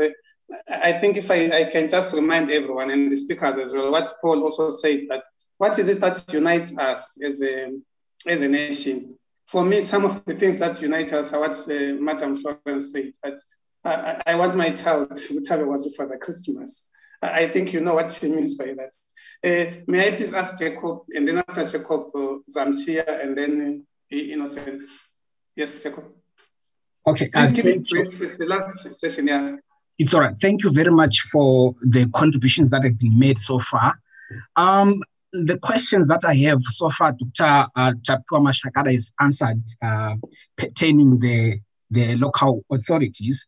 And then now the question that I have is directed to Professor Elav Momaduko, because we have seen that people, our citizens, we do not have confidence in Poland. So for us to have confidence in Poland, do you have consultation processes to at least have a basic understanding of what people really want? That's question number one. Question number two, as Poland, what have you done to ensure that the next election is going to be free, fair, and credible? And then the third question, which is going to be my last question to you, Professor Maduko, is about the young people. How many young people are represented in Poland? I thank you. Thank you, Jacob. Zamchia, yes, please, quiet. Thank you, Chair, and thank you to the presenters. I think that for national dialogue, there is need to go beyond the current polarization in the nation. Otherwise, all you do is that you start with a deadlock. I think number one, we can't wish away the anti-colonial struggles. I think there are still unresolved national questions of decolonization.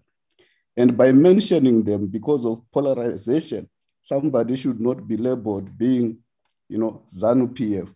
Then the second, I think there's still a challenge to build an alternative democratic state to that of the colonial state that Ambassador Mtangwa was fighting.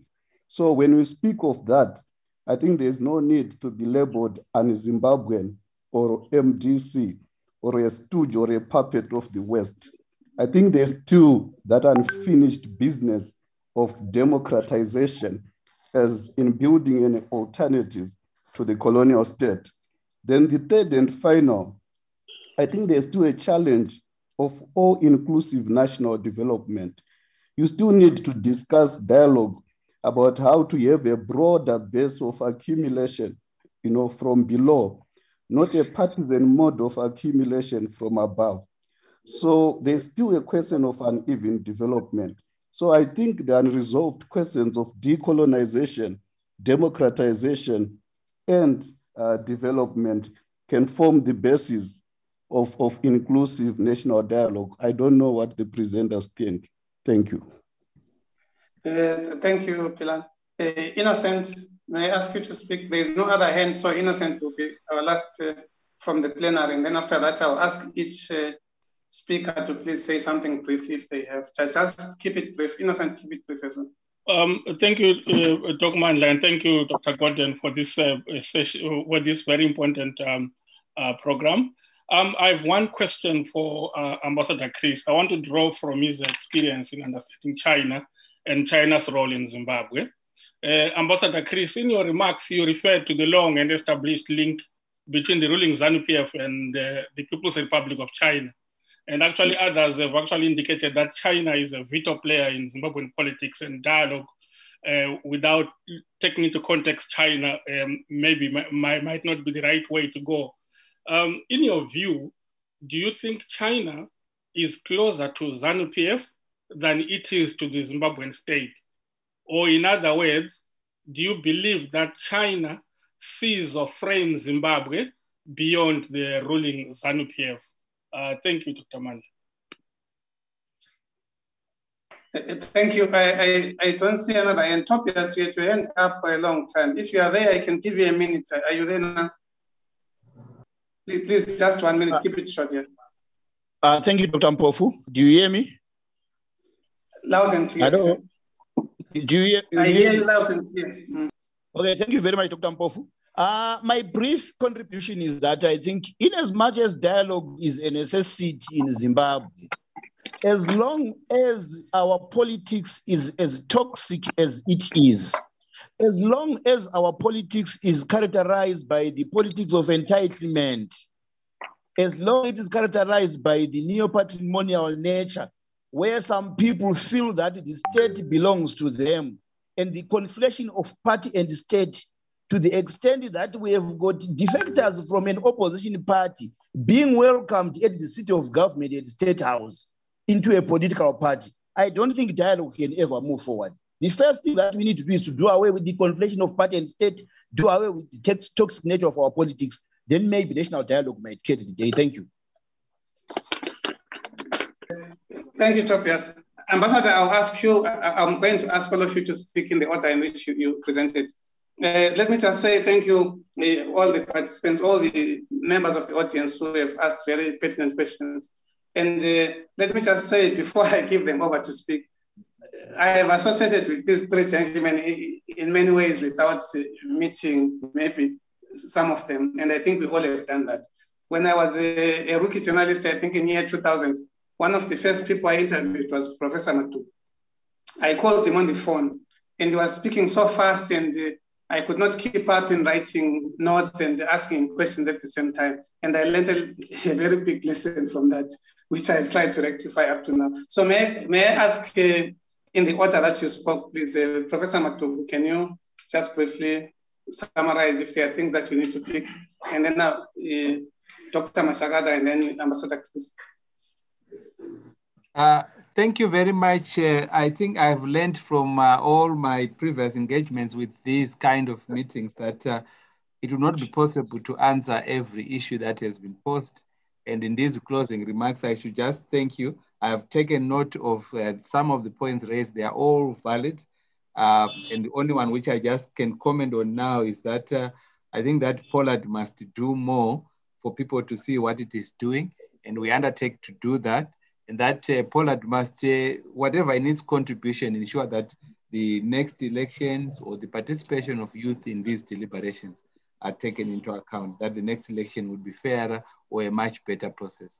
I should thank you for the opportunity, and all the questions I have not been able to respond to now, I would be really believing that we keep engaging, the conversation continues. Thank you.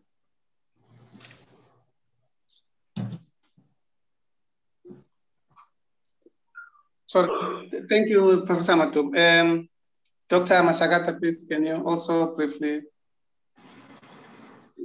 give us your closing remarks? Thank you. In my closing remark, I just want to thank the organizers of this dialogue, Dr. Gordon Moyo and team, and also want to thank my panelists, Professor Maduku and my brother Mtwangwa, Honorable Mtwangwa, Ambassador, for this very vibrant discussion. But just to say that,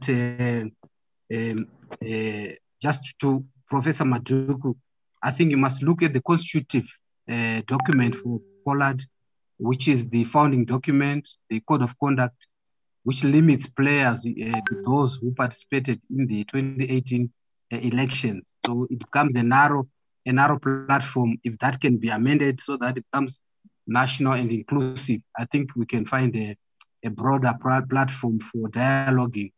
And I just also want to say that we as the MDCT, we are a Pan-Africanist party, we are a national party, we put Zimbabwe first, and we want to engage government so that we can address all the challenges, socio-economic challenges that are affecting the country. We don't wait for elections to negotiate with government.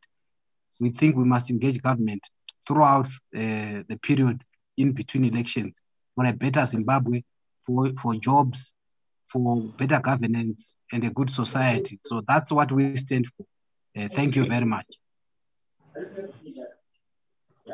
Thank you, Dr. Mashagada. Ambassador Christine Songa. How much time do I have? I'll give you 5 minutes. We do have time. Is that okay? Please. Okay. Yeah. And don't throw big bets at others as well, since you asked me to protect you as well. Yes. Thank you very much. Yeah, of course, there have been one or two other speakers who decided to be emotive. Let me put it this way. An invitation was extended to their party to come and participate in this dialogue.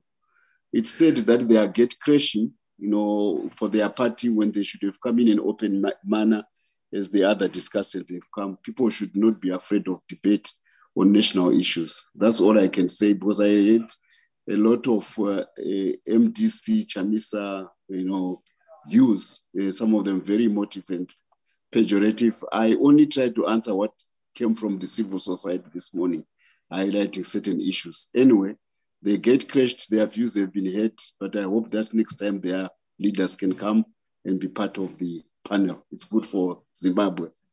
I still go back to say that investment starts at local government level. The mettle of the opposition parties should have been shown in how they have governed the cities, and they would have made the voter make a stark choice between a ZANU-PF, which they accuse of all these sins, and better run urban cities and centers and towns by the MDC. Sadly, that is not the case. And I insist, investment starts at local government level, notwithstanding what may be done at national government. Investment starts at national government level, and I've been, bringing investment, and I'm on the verge of bringing even bigger investment. It can be talked about in this forum was of investor confidentiality. When it virtually happens, people will jump off their seats. I've done it with the tobacco sector. I'm the one who was behind contract leaf tobacco farming. As the war veterans, we moved that the small to medium gold miners be allowed to mine rather than be chased by the police in 2015, 2016, and look at what they've done to the Zimbabwean gold sector. More should be done, but we opened up that sector. So I talk about things which we have done. And I also want to say that President Mnangagwa is moving in many more ways than one on the issue of investment for this country. Whilst we may be waiting for dialogue so that we get our opportunity, he is not sleeping on the wheel. And you may well begin to get surprises starting this year as to where we are going in terms of investment. Then there are those who have a gripe about those who participated in the liberation struggle. Some of them, it's petty jealousy. Maybe you didn't take part. Maybe you were not born and you feel that you could have been a better hero than those who did. Look, I'm proud about what we did for that country, and I always stand by my comrades who never made it back home. I also stand by the population of Zimbabwe who heroically supported voluntary young men and women to fight for this country to be, so that the people who are talking now cannot be cattle head boys in rural areas. They can be speaking on national platforms, which we were denied as young people. So I will never be, intimidated or made to feel guilty about what we did as young people. I want to state it as a matter of categoric determination that I stand by that.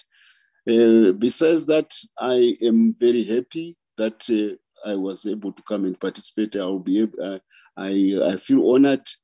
Dr. Gordon Moyo, you have done once again a very good thing for Zimbabweans.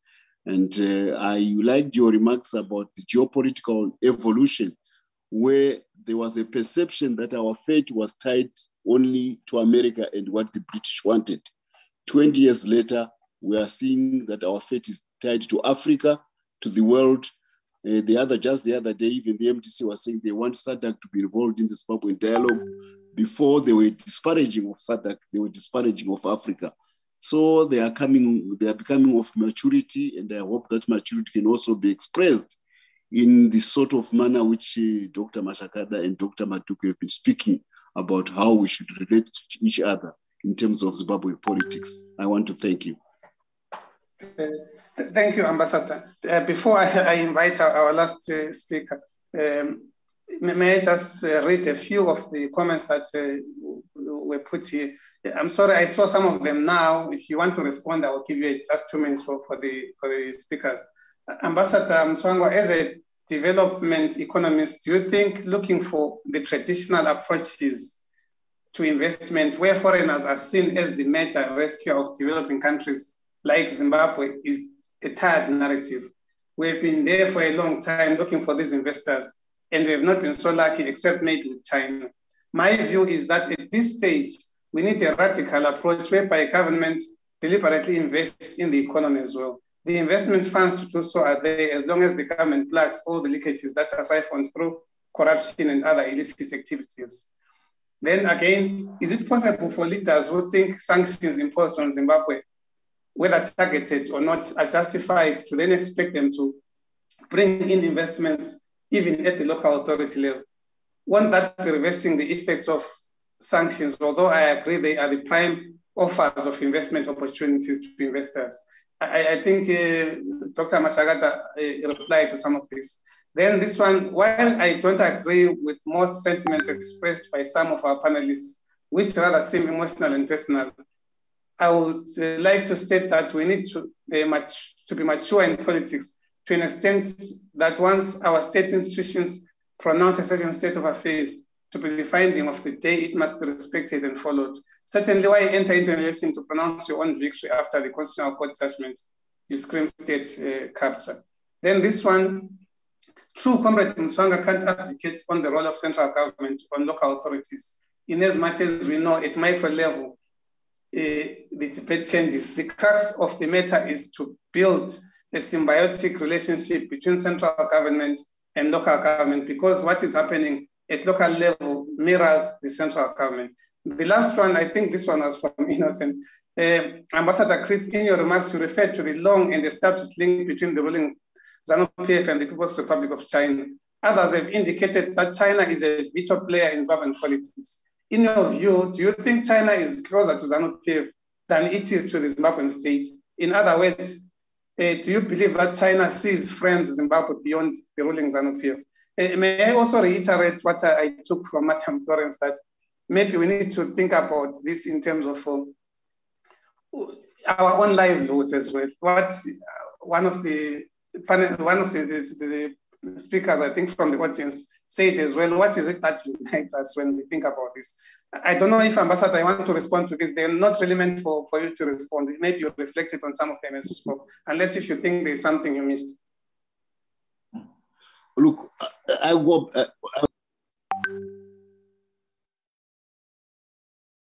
you have muted yourself, please, Ambassador. Okay. I'll start with the issue of China. China is 1.3 billion people. Its economy is now the second largest in the world. Sometimes there is a feeling in Zimbabwe that we matter so much to China.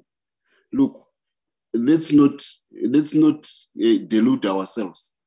China does not put Zimbabwe in the pedestal which the MTC and others think that it's so important to overlook its relations with America, with UK, with Japan.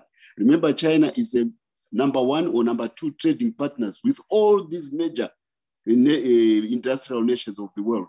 That is a relationship which matters more to them than the relationship which about Zimbabwe. I have already given you an example of their investment in Africa, because the Afrikaners in South Africa in 2006 took advantage of the opening up of the Chinese financial markets, because they have lots of money now to invest abroad. The Afrikaners, South Africa has got more Chinese investments. Santon Skyline in Joburg, tallest buildings are being built by the Chinese. Richards Bay, the largest coal port in Africa, is exporting to China. And these are Afrikaners who are still the dominant player in the whites in the South African economy. So to try to bite the finger with, to bite our interests by pillaring China when it is a big market opportunity which has not existed of 1.3 billion people rapidly becoming a global middle class. We make a mistake, and also a major sort of foreign direct investment. If you go on the wrong side of China, look at what they've done to Australia, which was prospering because of China. So we need real politics, and I'm glad that Dr. Gordon Moyo earlier on made and we need to look at a positive relationship with a major source of investment and a potential market. Imagine selling beef to China. Imagine selling, chicken feet alone from our poultry to China. They need an order of 100,000 tons. Our agriculture will be so prosperous. We should look at market opportunities if we're talking about, and this should be part of our dialogue. How do we attract global world markets for our business opportunities? Somebody wanted to say that we go our own way. China tried to go its own way for many years, and part of it because of sanctions from America. It made little progress. But when it opened itself to the world and became an economy which attracted investment 30 years ago, look at where it is. Remember, the sum total of human development belongs to all humanity and it's shared. It's not Chinese, it's not American, it's not British. So let's look, when we are talking about global business, let's look at the opportunities of what global markets offer to Zimbabwean business people. If we were starting like that, we would not be choosing between China and the UK. We would not be choosing between China and America. We would be choosing of what's best for Zimbabwe, like the Afrikaners I've alluded to. They are selling wine to South Africa, Cape wine to China by the boatload. We are not. But nobody talks about their relationship with China. So let's try to put our priorities first. Whether China will never take part in a Zimbabwean dialogue. It does not interfere in the affairs of other states as a matter of principle. So, they're not like the British who want to be part of our dialogue because of post-colonial reasons. They're not like the Americans who want to dictate what Zimbabwe should be. Even 20 years after failing to try to uproot a ZANU-PF government, they still persist because it's a matter of habit for the Americans. No, the Chinese are not like that. So let's not try to give them a role which they don't want. They don't like. They will never be part of the national dialogue in Zimbabwe. I think those are basically the issues which I would address. The other ones, look, they can always be a matter of debate another time. We can't exhaust everything. Thank you. I agree with you. Thank you so much. Thank you also for making yourself available every time that we've asked you to answer the question. But please mute your mic as well. Innocent, if you have a pending question, I'll give you 1 minute before I call our last speaker. Or you just put your hand up by mistake. So sorry. So it's a mistake. At this moment, please allow me to bring in the Director of Public Policy and Research Institute of Zimbabwe. They are the ones who organized this very important discussion today. And also, CITE is the one that has been giving us technical support and hosting the meeting. May I ask the Director, Dr. Gordon Moyo, to give us the closing remarks and also to reflect on some of the things that have been said. Dr. Moyo, are you there? Dr. Moyo? Thank you. Yes, please go on. Thank you, Program Director. And thank you. Can you hear me? Yes, I can hear you. Hear me? Oh, okay. Thank you very much, Program Director and fellow panelists. For those of you who were not here at the beginning of the meeting, I would like to say to you who are here and everybody who is following us on social media, Facebook, and other electronic platforms.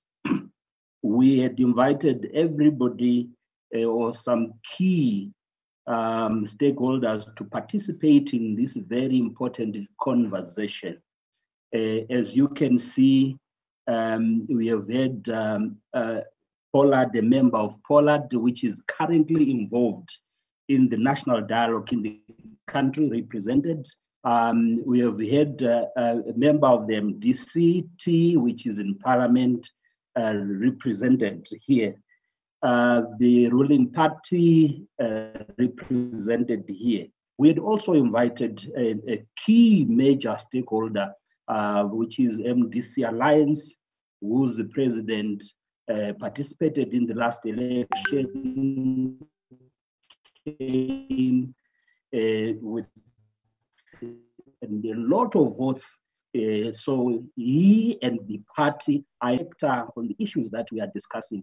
And we were promised and assured that they were going to participate until when we had actually started, when the speaker, not the speaker, but the program director was starting the meeting, we got a note that they were no longer able to participate. So I'm saying this deliberately for everybody to know that the platform we have created is not partisan. We wanted to have all key stakeholders represented. And it was not by our making that the other key stakeholder was not here. Hopefully, they will be there in the subsequent dialogue discussions, whether ours or others as well. Let me also take this opportunity to reiterate one thing that I said earlier, which is Zimbabwe, my friends, colleagues, fellow panelists who are here, our guests, and those that are following us on the social media. I want to reiterate a very simple and a mundane issue, that Zimbabweans are hardworking people. Zimbabwe as a country is a richly endowed country. Zimbabwe can easily be the Switzerland of Africa, the Singapore of Africa. Zimbabwe has it. Zimbabwe has the arable land, agricultural land, biodiversity, minerals, precious stones, cultural diversities, language diversities that we have in the country. We have an educated population, an educated middle class that we have. So we have the menu, we have the arsenal, we have what it takes to build a modern state, to build an economy that can compete effectively with other economies, including those from the emerging economies from the East.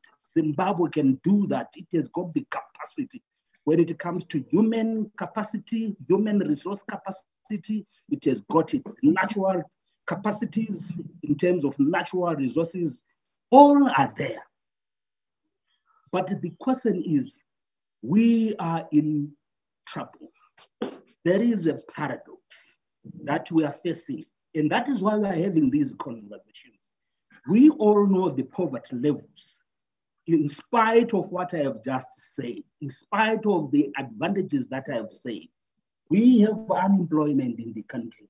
We have infrastructural deficit and infrastructural decay that we have in the country. The performance of our industry, the manufacturing industry, we have all these problems, the water problem, the fuel problem, the power problem, the cash problem, education sector problems, the health, public health sector problems. All these are huge problems. And these problems need all of us, all Zimbabweans, all key stakeholders to come together and dialogue and engage. Remember, some of you, at least those that read the Bible, you know that in the beginning, the Bible says, in the beginning, there was the Word. And through the Word, the world was created. And what is a word? A word, spoken thought, is an idea. In the beginning, there was an idea. Through ideas, things are created. So national dialogue becomes important for everybody, and not for some, but for everybody. Once we are in a dialogue, we cease to become thermometers. In science, there is a thermometer and a thermostat.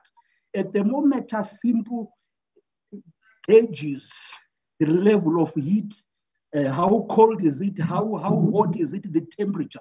But this thermostat actually generates the heat. So there is the need to have the national dialogue, which is a thermostat to generate the solutions for this country. That's why we are saying, let's engage. So we are putting these things on the table and going forward. Perhaps going forward, the actors that are here, you have heard the questions from the people, the participants. Take these questions back to your constituents, back to Poland, back to MDC, back to Parliament, back to the ruling party, back to government. And let's see how Zimbabweans can come together and engage. Let's raise the bar. The bar right now is too low. It is too low in the sense that we are still factionalized, we are still talking about divisionism. There is a need to look at these issues from a bigger perspective so that we can have the political reforms, the electoral reforms, the economic reforms, then put Zimbabwe back onto a pedestal for the future, for the 21st century economies that are expected by other countries. So that's my last word to you. But as I have said, we would want to continue to have these dialogues. When we engage, please do attend, do come. They are neutral.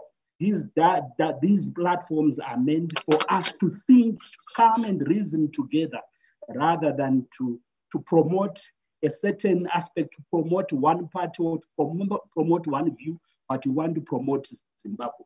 Otherwise, thank you very much, Program Director. Thank you very much, our panelists. You have done a sterling job.